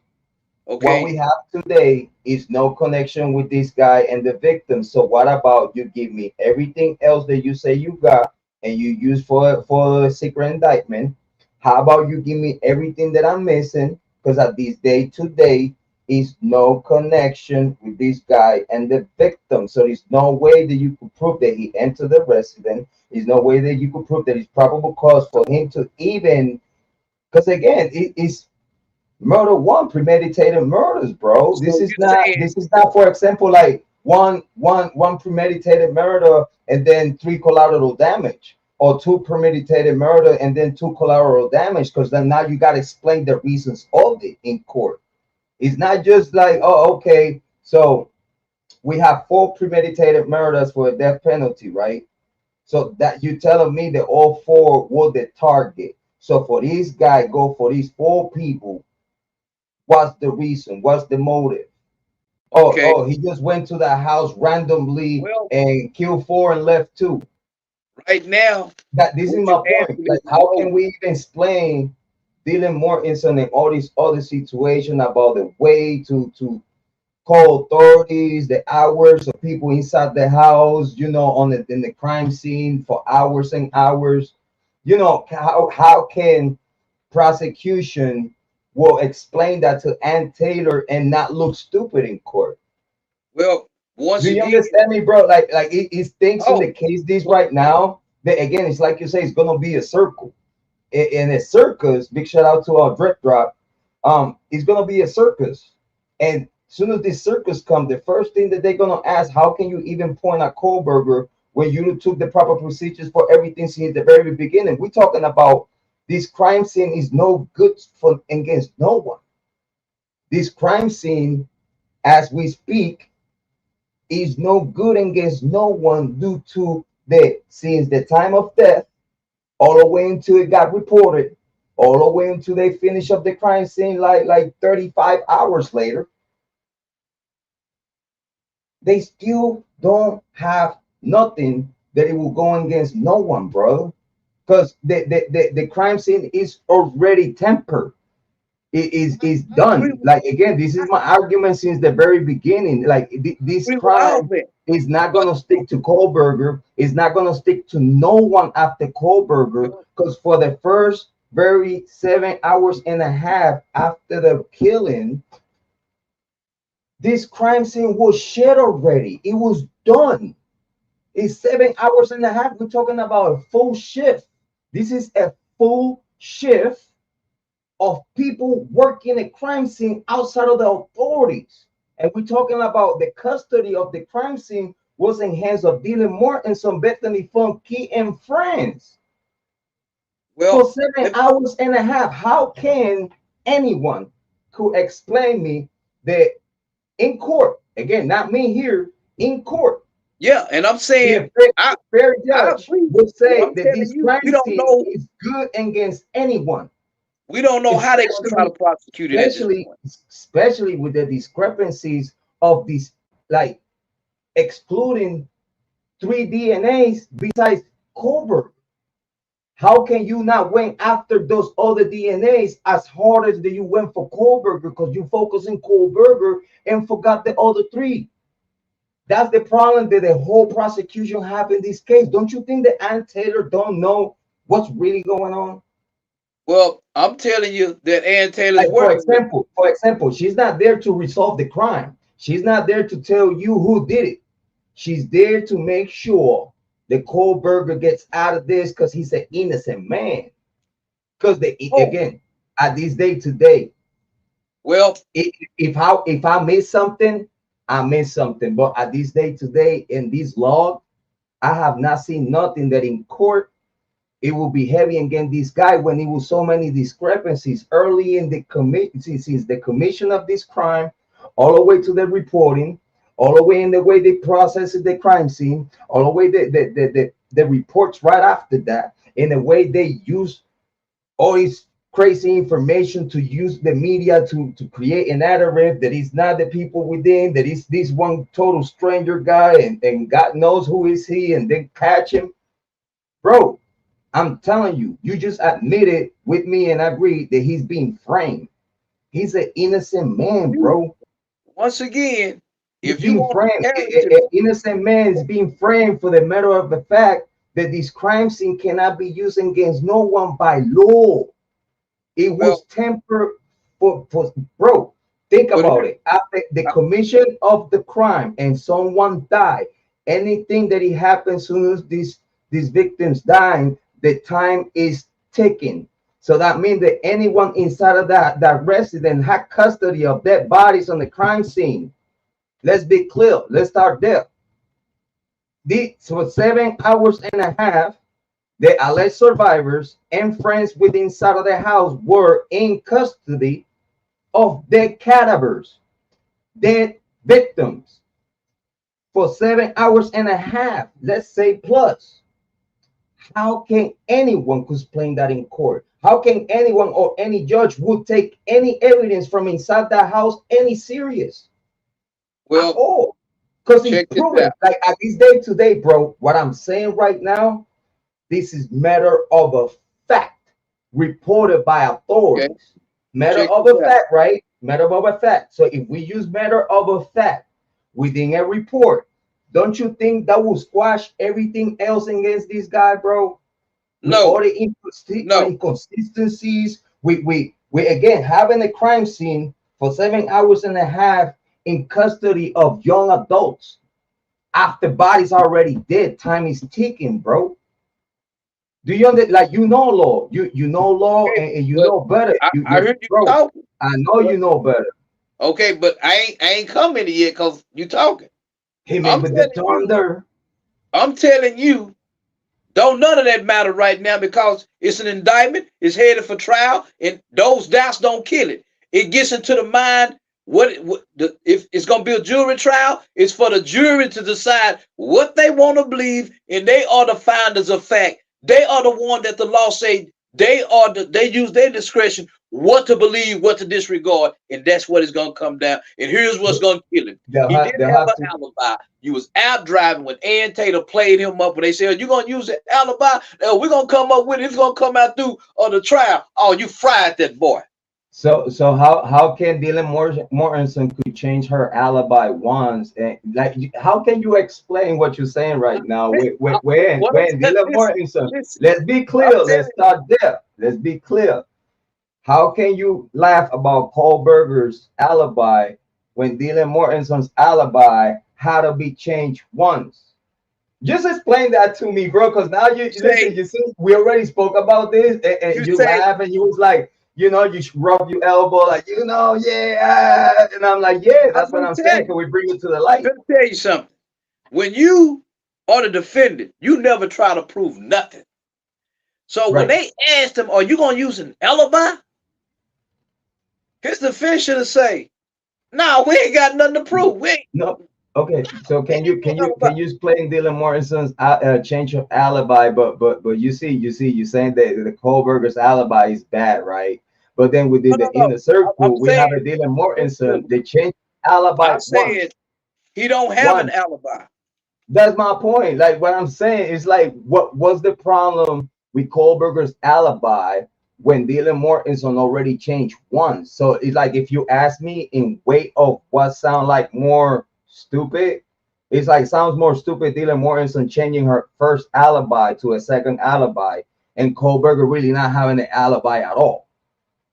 But You Dylan feel me? Martin is not charged with the murders. That's the key. Okay, but this is the thing. But So, she's not charged with the murders, but she already had an alibi.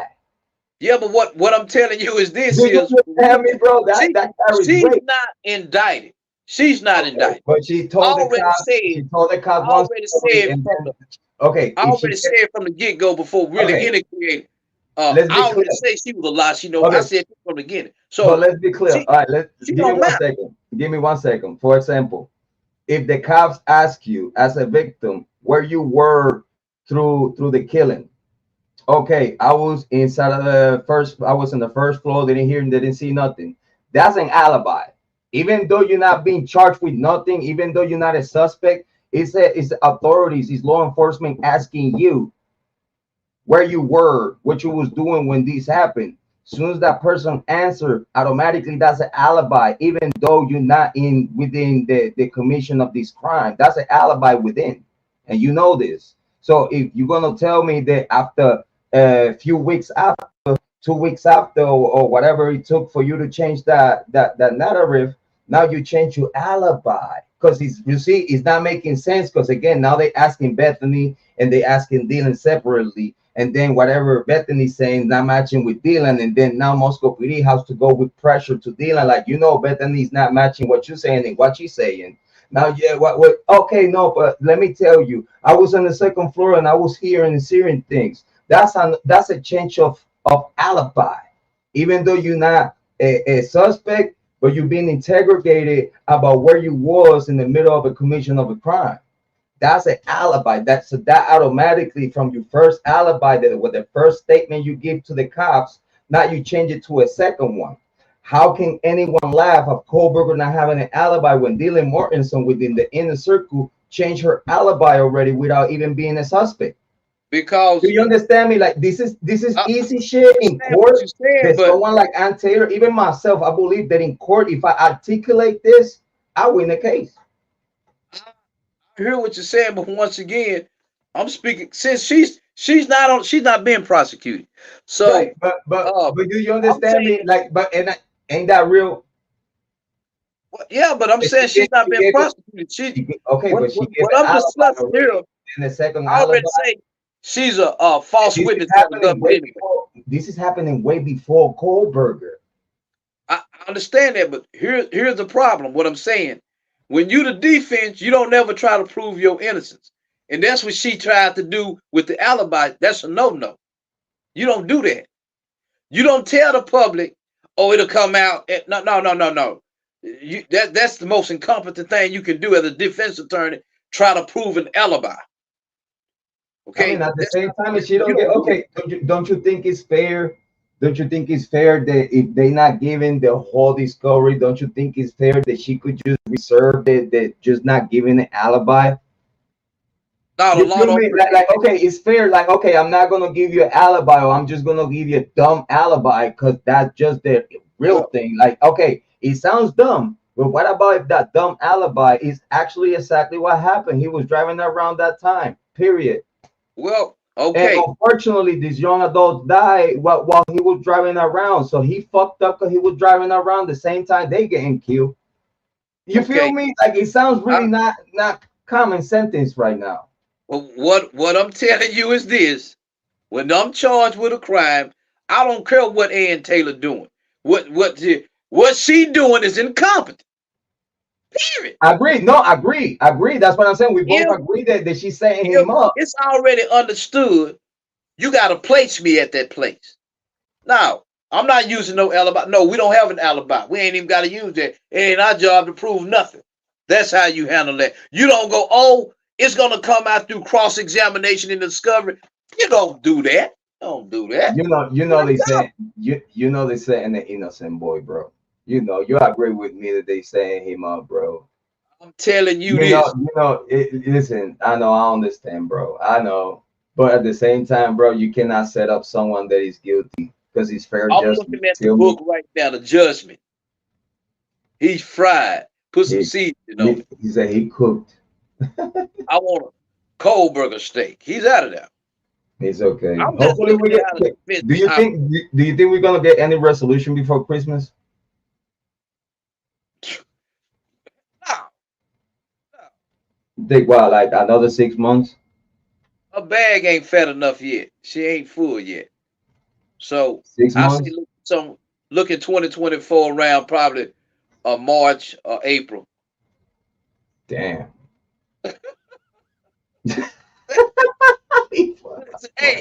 It's plenty of time to go to the store, get some popcorn, Doritos. Listen, I'm telling you, I wish him. Listen, I wish him strength. I wish him strength through the whole Christmas and New Year's and stuff like that. Listen, man, this is how we do it here in Jrod on Point, bro. Like, we wish all the victims' families, man, like strength and Merry Christmas, coming soon.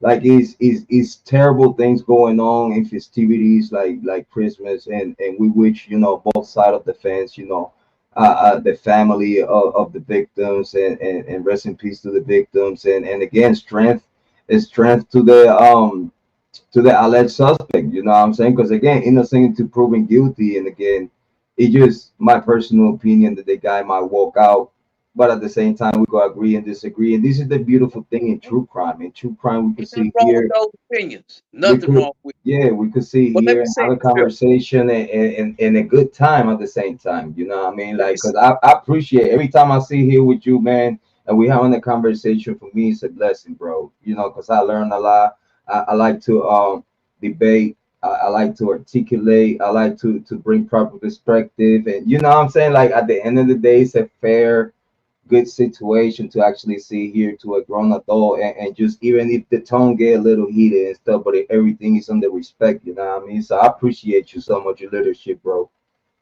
well, let me say this here. Uh, the reason why the state Bill Thompson asked, "Are you gonna use an alibi?" The Yeah. reason why they asked him that, it's a trick question, and Ann Taylor, she fed into it. Okay, they asking him that because I told you they don't have no proof that he was in that house. They don't have no evidence that he killed them. They don't have that. I'm telling you, but the way they gonna convict him is somebody said, is somebody in this family said, that's my brother. He did this. That's my son.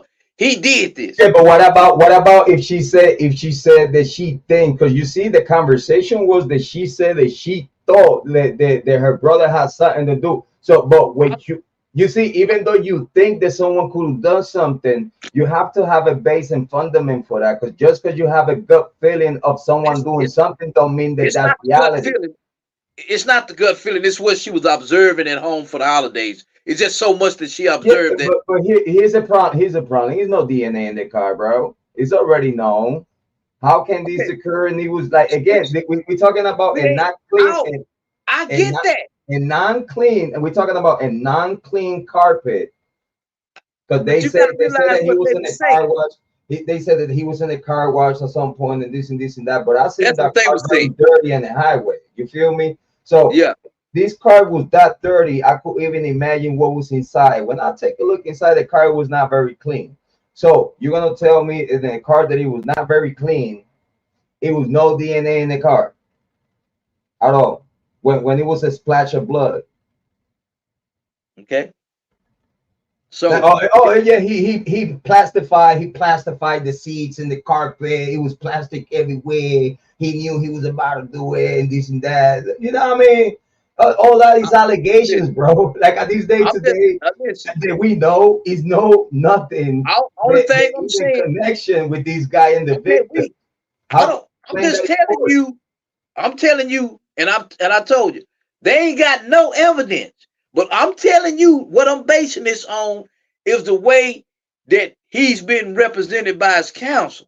You see what I'm saying? See, you already know. We talk. I said, man, they ain't got no connection. I don't even know how they got to this guy here. It's Right. just, it's a big jump. So somebody in this family say it's my brother. He acting strange. He was out driving that night, and they honed Bro, in on him. can we I'm see can we telling see you, this angle? Can we see this angle? Sorry to interrupt you. Can we see this angle? What about if Aunt Taylor is just getting an opportunity, knowing that a good payday it will come, and at the same time she will get a guy out?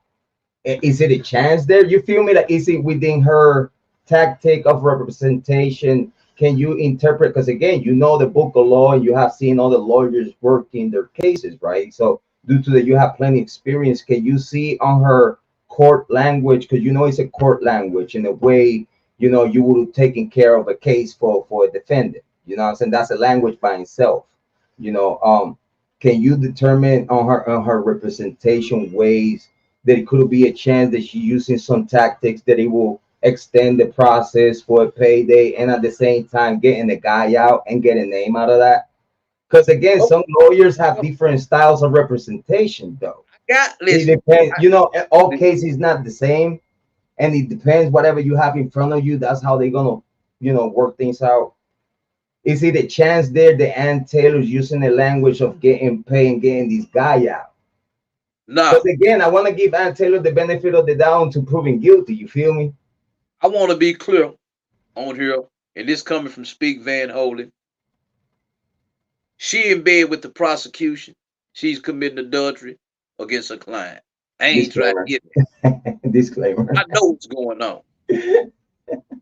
I appreciate you, bro. I know what she whispered in his ear to make him give up them rights. You But I think can I'm? tell you, Come on, you cannot tell me on Taylor and Bill Thompson. He's going out to eat and dinner and shit, having a chit chat, kicking some hey, margaritas and shit. Though, come on, man, they sipping the tea. they shooting dice right now. Disclaimer. Yeah. You see, I want to give answer because you see, in my eyes, bro. Even I agree with you with the whole spirit trial, but I believe she was forced to skip that, bro. I feel that she was Listen to me. forced to There's a mechanism. like when they asked Kohberger, listen, do you want to give you right to the spirit trial? But listen, this is not looking good right now. With what we have right now, it's really no good. So, do I you say, want to wait until I get to the meat and potatoes? You pick and choose. And I believe Kohberger told her like, okay, so let's go skip the spirit trial, so we get a solid discovery. So by the time we start this whole process, at least we have a full if total I'm not amount of guilty, evidence, so we could actually articulate this case right. You feel me? I want to give him the benefit of the doubt. That's just in my okay, personal opinion, you know what I'm saying? But the okay, possibilities are 50-50 right now, I believe. Because again, with the information we got this day today, the whole case is 50-50, bro. Like, at least in my okay. personal opinion. You said that it's all the way dunk. I respect that. But I want Listen, to give the 50-50 chance because if any other information come after today or whatnot or in the future, I want to give the fair treatment to all parties. You know what I mean? Like, I don't want to be like, oh yeah, he guilty, and you know what I'm saying? Because again, well, I don't see nothing within this case they will articulate a guilty conviction or whatnot in this case. Because again, it's just what we have right now. Is discovery well, not there yet? You feel me? So I have again, seen cases. I have seen cases where the evidence is clearly a guilty verdict and the jury returned not guilty. Now I'm gonna tell you again. You say, isn't it possible that he can get he waived his speedy trial because the evidence? I'm finna explain something yeah, to you. because you know he I was got forced to okay. give his. You know what I mean? Let me answer your question. Put it like this here. I have a right to remain silent. Why the hell would I get that right up and start talking to the police? That right is to protect me. So if I'm talking to the police, they don't mischaracterize what I'm saying. It's just like, check this out. So You have a let's go right back to, to the first interview with Kohberger. Like their first interview with the cops and Kohberger that is not recorded. yeah, that's what they, yeah. Yeah, go ahead, brother. Go ahead. Yeah, I'm listening. I'm listening. I'm paying attention, I'm brother. saying your speedy trial right is a powerful right. And see, this is what I try to tell people. Don't think cause attorney telling you to waive something that you getting proper advice. I can pull up thousands of cases, just like I help these prisoners. I look on the docket. You ain't filed no motion for discovery. You ain't filed a motion to squash the indictment for the defects. Cause see, I see in real life how they play. So I'm saying I can go on here. So you mean to tell me that all these lawyers representing these folks up in this jailhouse ain't filing no proper mo? This is a practice where they won't represent you because they know you won't figure it out till it's too late, if you even figure it out. So I'm saying when I see you waive extradition, or you eager to exonerate yourself, then you get here and the process slow down. Oh hell no, something ain't right. Don't you think that he probably was a little secure that he didn't do it? He just want to speed the process, I'm bro. gonna put it like this here. You charge me with them murders, I'm ready for trial tomorrow. Cause Nah, guess what? I know I didn't do it. Ain't right, nothing that you gonna find that me did it. I know that. He's gone, man. I guarantee it, and I'm going to stand by it. bro. No, What about he knew he was guilty and he was like, yeah, just take me wherever you gonna take me. Fuck it, let's get it over with. listen to me. I'm telling you, put yourself in shoe. Ask anybody. Just use this here. You charged with that. Like we don't know. Like we don't know. You know what I mean? We Still, just try to I make a don't care little what little discovery you humor out got. of it.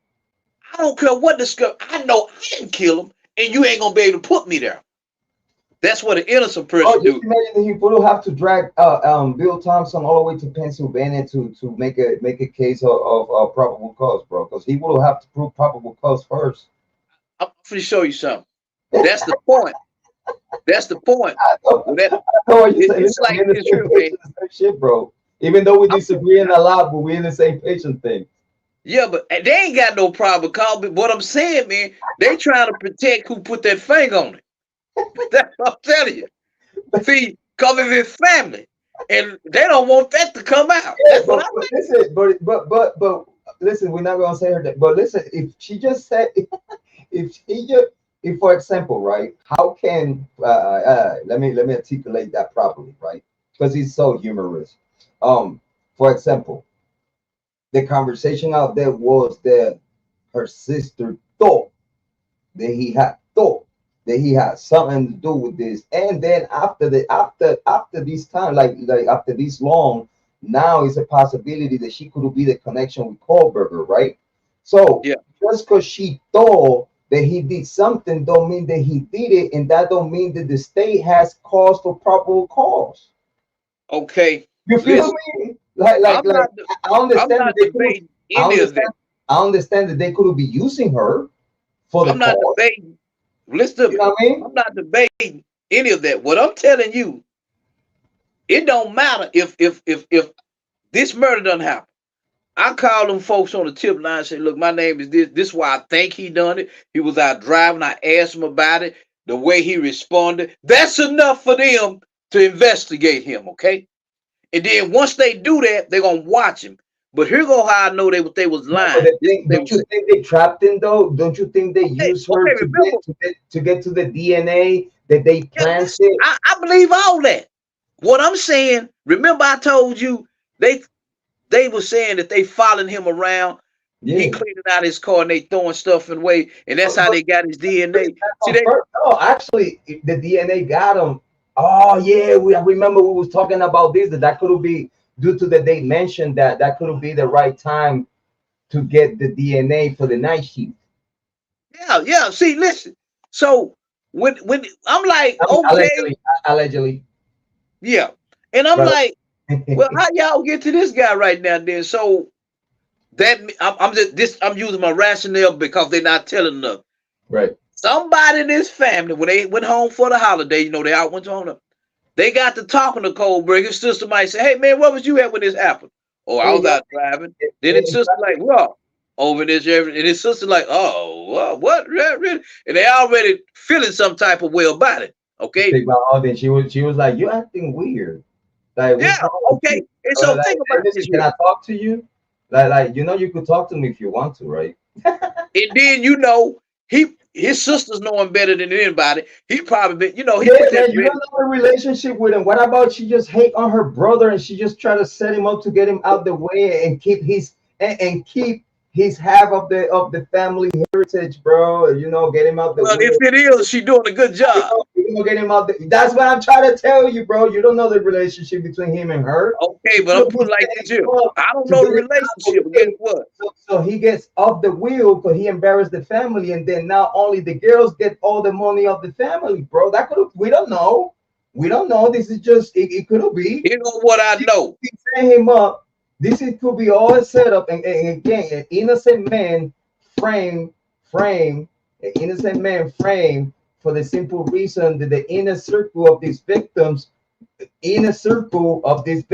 were the people that commit the crime. So now, I due got to a the question we for you, can bro. due to the now we cannot convict these people because the powers to be the ones to convict these people or have these people as suspect. We clear them right away. We clear everyone right away. And then we end up that now we gotta fabricate something, and we're just gonna pick someone from the tumbling and we're gonna use them.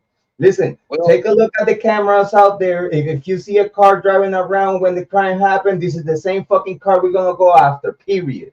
It's that simple, bro. You know what I'm okay, saying? I I hear think this you. been happening like since day one, bro. And you I have tell me. you You, what. you actually agree with me with at least the majority of it. I tell you what. I said he guilty. He gonna be found guilty or plea bargain. That's a Okay, guarantee. I'm but guaranteeing that. found guilty because he guilty or found guilty because he getting set up to be Oh, guilty. I don't care Innocent which man. one. I'm just telling you, it's gonna be a conviction or a plea bargain. My question to you: do you think it's gonna be a conviction of an innocent man or a conviction of the guilty man? A guilty man.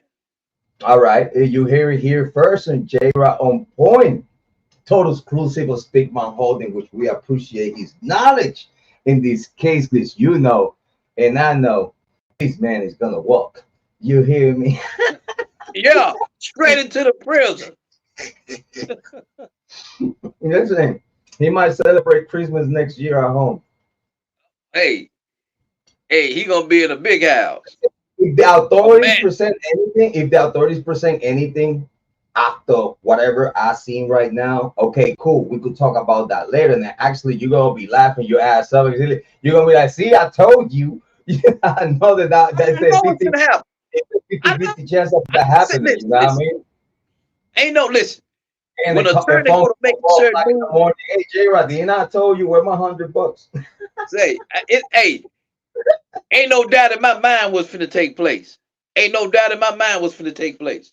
Yes, Big Bang Holding know he's innocent. He just trolling.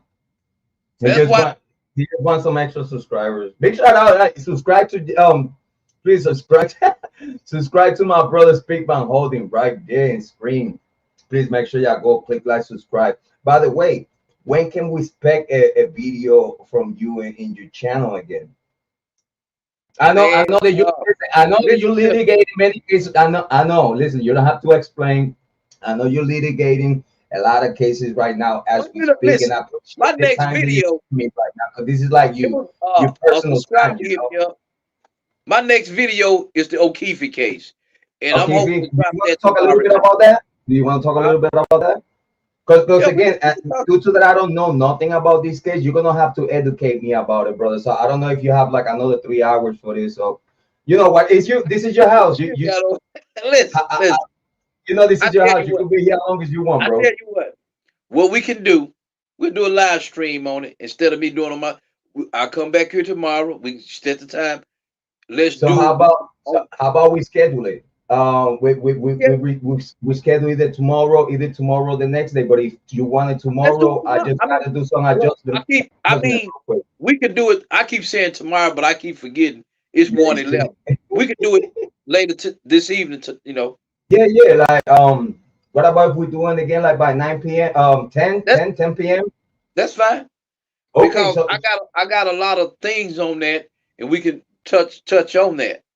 you know And what though? So it's gonna be all O'Keefe from Massachusetts. I'm gonna do a little homework of it between the few hours that we have into the next live stream. I'm gonna do a but I little will say homework on this. O'Keefe. I'm gonna try to reach out to Total Boy. Big shout out to Total Boy. He's very expert in this case. He even had legal repercussions from this case. So big shout out to Total Boy.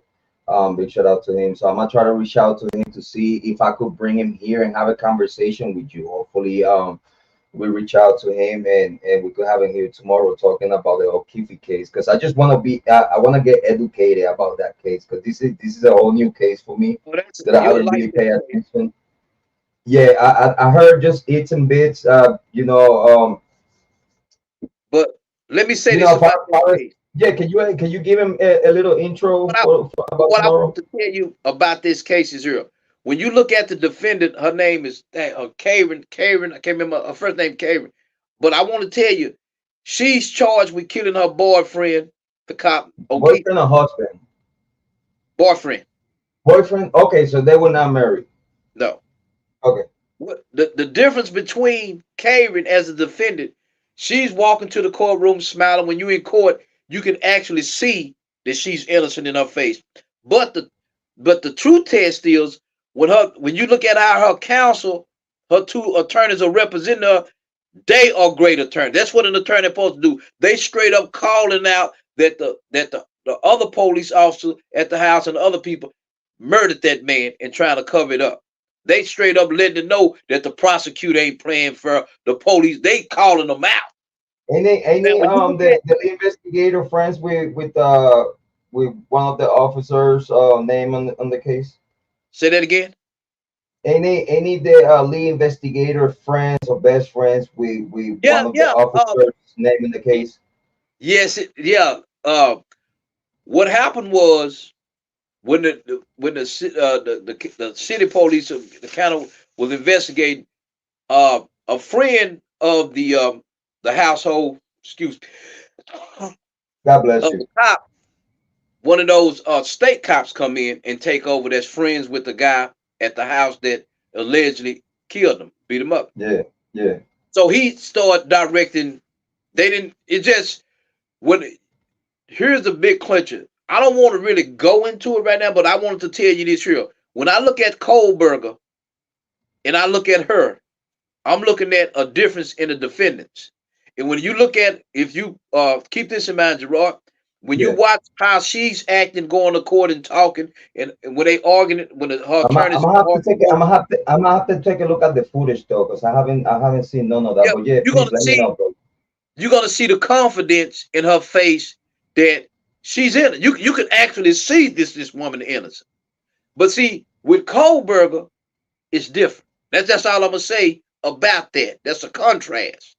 And Yeah, but I have to say, these are the two best attorneys I ever seen represent somebody in the public, like on media. They are some of the best attorneys I've seen. As a matter of fact, I was gonna save this here. Her attorneys have essentially held trial already and already done won. Okay, she's gonna walk free, and I guarantee you that too. She gonna walk free. oh man, listen, this is gonna be a goodie though. I expect a lot of good takes out of you as always, as a scholar of true crime, as an authority in true crime. Big shout outs to you. So your next content is gonna be about the O'Keefe case, and tomorrow you're gonna give us like your take on it.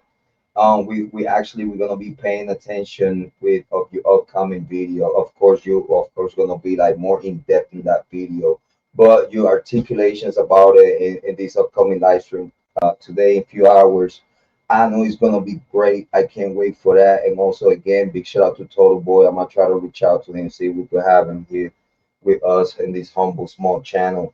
But it'd be great if we could share thoughts and actually learn a new case, and it probably be something that would refresh the community's mind. Because again, we've been focusing on Kylie Rodney and the Idaho Fall, and we've been in very in depth in those two cases for a long time. So it's refreshing that we get to talk about like Delphi case and this now new O'Keefe and stuff like that. I think this is very healthy, and I want to appreciate Speakback Holding for your time, because I know you're litigating a lot of cases in court right now. Uh, Hopefully, pretty soon I get to see you over there in Texas. That'll be a goodie. You know what I mean? Hopefully, we get to go to Florida for a little bit and get to Miami Beach and kick it for a second Come to with Texas, the I'm gonna have family. You you know what I'm arrested. saying? Yeah, go with the family, man. Kick it for a little bit. Probably record some content. Do some shorts. You Did you know, hear what I uh, said? do some content. You know what I'm saying? I think we could do content for your page. We could do content for my page. And it'll be a good promotion, bro. I think big things Yeah. could But happen out of that. did you hear what I said? No, go ahead, bro. I said if you come to Texas, I'm gonna have you arrested. Hey, listen, man. Do you forgot that you know what I'm saying? I'm an innocent man to proven guilty. Yeah, because a lot of people think I'm a criminal. I don't know from where they get that though. You know what I'm I'm gonna saying? tell And, you oh this here. my God, I'm I don't telling know you, if brother, it's funny. let me tell you, have you ever heard that song by Reba McEntire? That's the light, that's the night that the lights went out in Georgia. I don't think I have heard it, but it's Well, when played you to me. get off the phone, look it up, and that's what they about to. Send That's me what a, they yeah, about send to me a text with the out. name though. I'll search it and I'll listen to it, bro. Okay, Hey, big shout out to Big Bang Holding, man. I appreciate you so much, man. We are about to hit the fourth hour. I appreciate you time again. You're a busy man. We a lot to do. I appreciate everyone in the chat. Joanne, Rock Shock, Amy Conway, all the ladies that he came today. They're always here. Beautiful moderators, big snipers. I appreciate you so much for being here.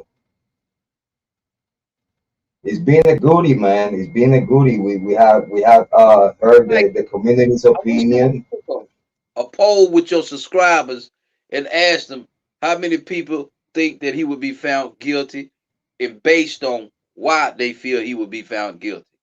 Well, but you see in the poll, like when we make the poll, they're like Kohberger innocent or not. Like all the time here, like it hasn't been that one time that anyone like he's always like innocent. Like I could make a poll right now. Hold on, I'll make a poll right now. And with the 21 people that we have here, we could get an idea real quick.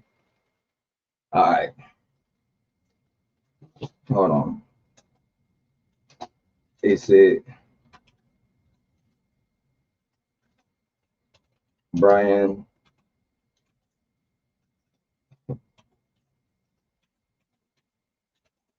Kohberger? Until something newly developed. Question mark? No, yeah, question mark. Is it Bryan Kohberger? Like right now, just very simple. Is it Bryan Kohberger? Question mark, and then he's gonna say guilty, and then in the bottom he's gonna say innocent, and we're gonna see like from 22 people, see how many people vote innocent. Okay. I know you're gonna vote. He's like, listen, I'm gonna do double guilty in that one. Oh, now I'm Oh, is it Bryan let's see. Kohberger guilty or innocent? Okay, and then start the poll. Let's see what we got here. I'm gonna take a look. I'm gonna be looking at the poll while I'm gonna wait I'm gonna wait a little second here real quick.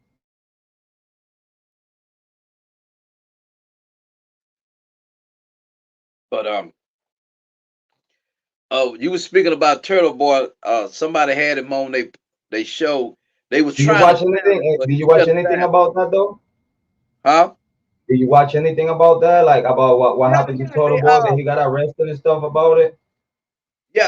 I watched him go on somebody's show, but they was trying to clown him, but he shut it down. You had And he went to the Glare. I think he went big shout out to Glare. I think he went to Glare and talk about it. I think Glare was covering that case or what he happened was to Total he Boy. had this one lady that was on there. I can't remember her name. But she tried to make this argument is that you think this officers will enrich their pensions and everything to do this? And she said, no, that's stupid. I'm like, no, they will do that and they have done it. So yeah, he done touched a bunch of nerve because uh to be honest with you, if it wasn't for him, everybody be looking at her like she guilty. But he rallied support. And when you look at the facts, I guarantee you she won't. And I'm gonna tell her, I'm gonna say it like this too. She better be careful because they need her dead. Because once she win, she finna sue them. They need her dead. So she got to be careful, man. She done already beat the criminal case. Hmm. Her lawyers, the way her lawyers was shining in the courtroom arguing, they did it so sweet that you got the people clapping when they make. She done beat that case. They just going through the motions now in their trial. It's all over for you. The only thing they got to worry about is their crooked prosecution putting somebody on that jury that they paying off. They got to be careful, but Bro, she done already. why is it that so many cases it's looking real bad for like the administration is looking real bad in a lot of cases. Why is that though? Is Because it a culture? Is it a culture of bad behavior within the court system? you got to realize, we got this concept of innocent to proven guilty. Well, Judge Fran Gov has already showed you she don't she don't go by that. See, we gotta look at real people. What happened in real life? We people, man. These people are people. They get on a bench with their biasness. They get on there with their preconceived notions. These just people. They take a oath. That all you gotta do is kind of look at the way they acting like judge, who writes and we violate all this flipping old stupidity stuff. Yeah, that really didn't sound very good from his part though. Like I believe that was a bad look. It was a bad. He looked bad, but we live up under this system, man, to where we believe in something, but out of ignorance, we don't really look at it for what it is. because we just been taught. Sometimes you got to step back. A lot of times, if you're not like seeing it and aware of it, you won't see it. Dude, I don't seen a bunch of cases in real life where there's no evidence to convict these people, but because your lawyer is going along with the prosecution, you get convicted because it's the narrative that they stepping you down. And this is why Fran Gull didn't like the way Rodney and Baldwin was represented, because she see that he finna beat the case, and they can, Right. the police department can be sued. Let me Then say something real quick. Right here, big shout out to Rock Chalk. She said, "I keep trying to walk away, but again, Idaho law requires an alibi. Therefore, she was ordered to give an alibi." And I believe that she's saying that about Dylan Mortensen. He says, "I keep trying to walk away, but again, Idaho law requires an alibi. Therefore, she was ordered to give an alibi." So she just confirmed what we were talking about, that Dylan Mortensen gave like way before anyone else, Kohberger or anyone else came up with an alibi. Dylan Mortensen gave the first alibi, and then you switch that alibi for a second. You know, you just change the alibi once. He's weak by himself, bro. Like, ain't that like weak by? Because again, yeah, it, Jrod, it, take, it takes from Moscow PD to actually accept that alibi, right? they they accept alibis all the time. They convict the wrong people all the time. I Right, told you know it. My video show when she first came out, they talking about they didn't hear it. I said I don't believe none of them. I went, oh, I don't believe they know something and they just right. didn't do nothing. So nothing that Dylan and those two people Bethany, that I don't even, that's, they liars, man. You know, I know Yeah, this. So I went blasting when most of the content creators was patting them on the back. They young, they kids. How the hell they kids and they drinking and using drugs? Get out of here. yeah. But you But you already know. see, you see though, this is a great conversation that we could continue tomorrow. Actually, again tomorrow, some other day, because tomorrow we're gonna do a key. And again, we always here, and I appreciate you coming and educate us on what you know, and it's always a pleasure to have you here, brother. Because again, I learned a lot from you, and at the same time, you know, you help me to polish my theories and to polish my information, because again, with your information and my information, we always get somewhere, and that's how much I appreciate you for you taking me under your umbrella, and allowing me to grow in the true crime community and giving me the benefit of the doubt at all time until proven guilty. I appreciate you, brother. Okay, I'm gonna sound off. It was good to be on, and get your chips, soda, water. The circus is coming to town, and they selling tickets. Big shout out to you. Hey guys, a round of applause to Speak About Holding, please. Thank you for being here, brother. I appreciate you, man. It's gonna be a good one. Tomorrow we're gonna have a good live stream. Again, we Speak About Holding. It's gonna be a goodie. So please make sure you click like, subscribe, and go to Speak About Holding. And please subscribe to Speak About Holding. There it is on the screen. Subscribe to him. Big shout out to everyone. Big shout out to Rock Shop. Big shout out to Joanne.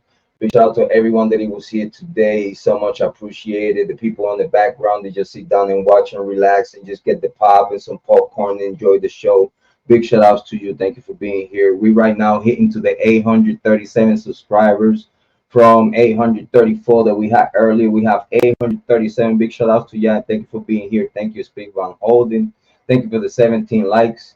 Very appreciate it. And I think we're gonna get back to work tomorrow, right? Yeah, we're gonna get to work tomorrow. I don't ask you to quit having these long live streams. It's 128. Hey, listen, man, we got a lot to say. A lot of people need to learn some things. I appreciate you, bro. Hey, Man, I'm a sound off, at, man. at least I'm not wasting your time, right? Nah, listen.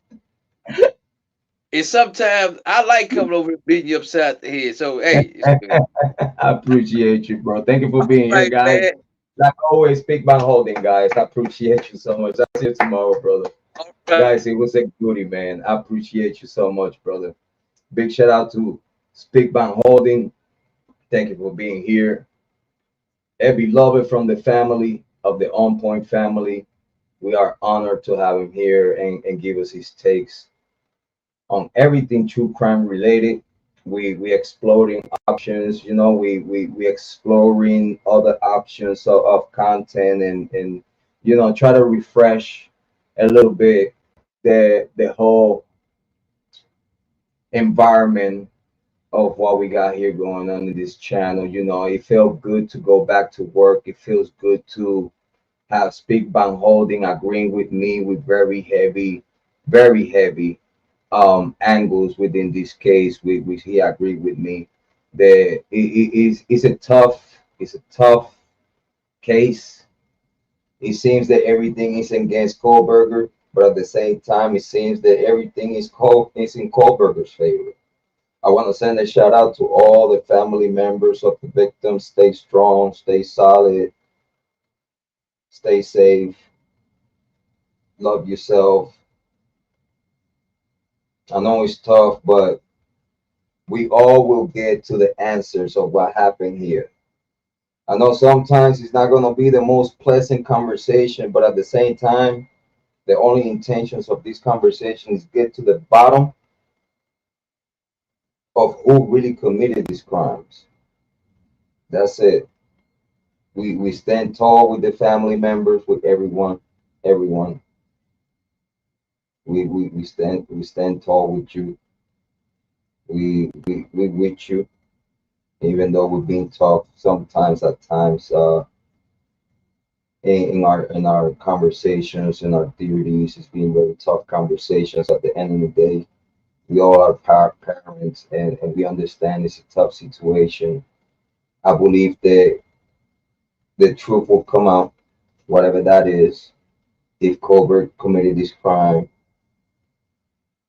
we're all gonna find out at the end of the day. If he did it, didn't do it, it's gonna be a day in court that we will find out. And if he's guilty, he deserves everything that is coming to him. But until, we're gonna be here in Jrod Point, giving everyone the benefit of the doubt, even to ourselves, giving the benefit of the doubt to our community, to our moderators, to our subscribers, to everyone that support us. Thank you, the community. Thank you, the moderators. Thank you, the supporters and sponsors. Thank you so much. I appreciate all the donations to the Cash App. Make sure that if you find any value in the information that you have gotten today here, um, any donations to that Cash App, I'm gonna split it 50-50 with Speak Bank Holding. So whatever you throw there to the On Point Family Cash App is gonna be 50-50 cut with Speak Bank Holding. Thank you so much, everyone. Thank you for being here. I appreciate y'all. Make sure y'all subscribe to Speak Bank Holding. It's been a beautiful live stream. It's been a beautiful live stream. Very educated. I really enjoyed myself being here with Big Bang Holding, having a great conversation, and also being here with Rock Shock, Party of Five, Joanne, Amy Conway, and all of y'all that it makes it possible and keep me company here while we having a beautiful show. Thank you to all the moderators and all the new subscribers and to the OG subscribers, even the subscribers, everyone, the all the main channel that we lost. Big shout out to you, everyone that has trickled down to be here today. Thank you so much, and everyone that has like continued supporting and giving us the benefit of the doubt. Appreciate y'all so much, like from the bottom of our hearts. And we appreciate you too for allowing us to do our work and to be here and try to give tough conversations. Never sugarcoat nothing. Straightforward. I know it's a lot of words sometimes used, and it's a lot of disclaimers from our part. But again, that's part of the tough conversation. Sometimes you got to disclaim, especially when you're having difference of opinion. This is a grown adult conversation for over 18. So everything that we say here is for a grown adult audience. So please understand, this is true crime. It's going to be tough conversation, tough words. It's going to be disclaimers. So just please understand that everything is for the whole purpose of education purposes and informational purposes. Also content to see if that content could help the victims of all these crimes. So big shout out to all the family members on all these cases that we have discussed today. Stay strong. We with you. We pray for your pain. We pray for you to heal one day and everything be okay.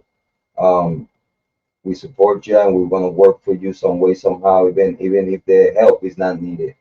But we will work here to get to justice, whatever that is, and we all together as a community will get to the bottom of all. Peace and love. Thank you, Rockshot, Party of Five, Joanne. Thank you for being here, keeping me company. I appreciate all the people that you watched for the past 4 hours. Very appreciate it. We're gonna see you tomorrow in I mean today in a few more hours. We're gonna get back to work, and it's very appreciated. And as always, believe in yourself, because I believe in you. If I did it, you could do it too. I ain't nothing special. I believe that you're gonna take the right decisions for you and for everyone around you. As always, the host of the most, the yin yang, team to the tango, yin to the jango, your favorite brother, your mother's favorite son, the black sheep, Jrod Point. Big shout out to everyone. Big round of applause. I shall have a sample with applause. I will be playing it right now. But big shout out to all of y'all. Very appreciate it. Have a good morning. And we're gonna see you tomorrow in Jrod. Oh, today.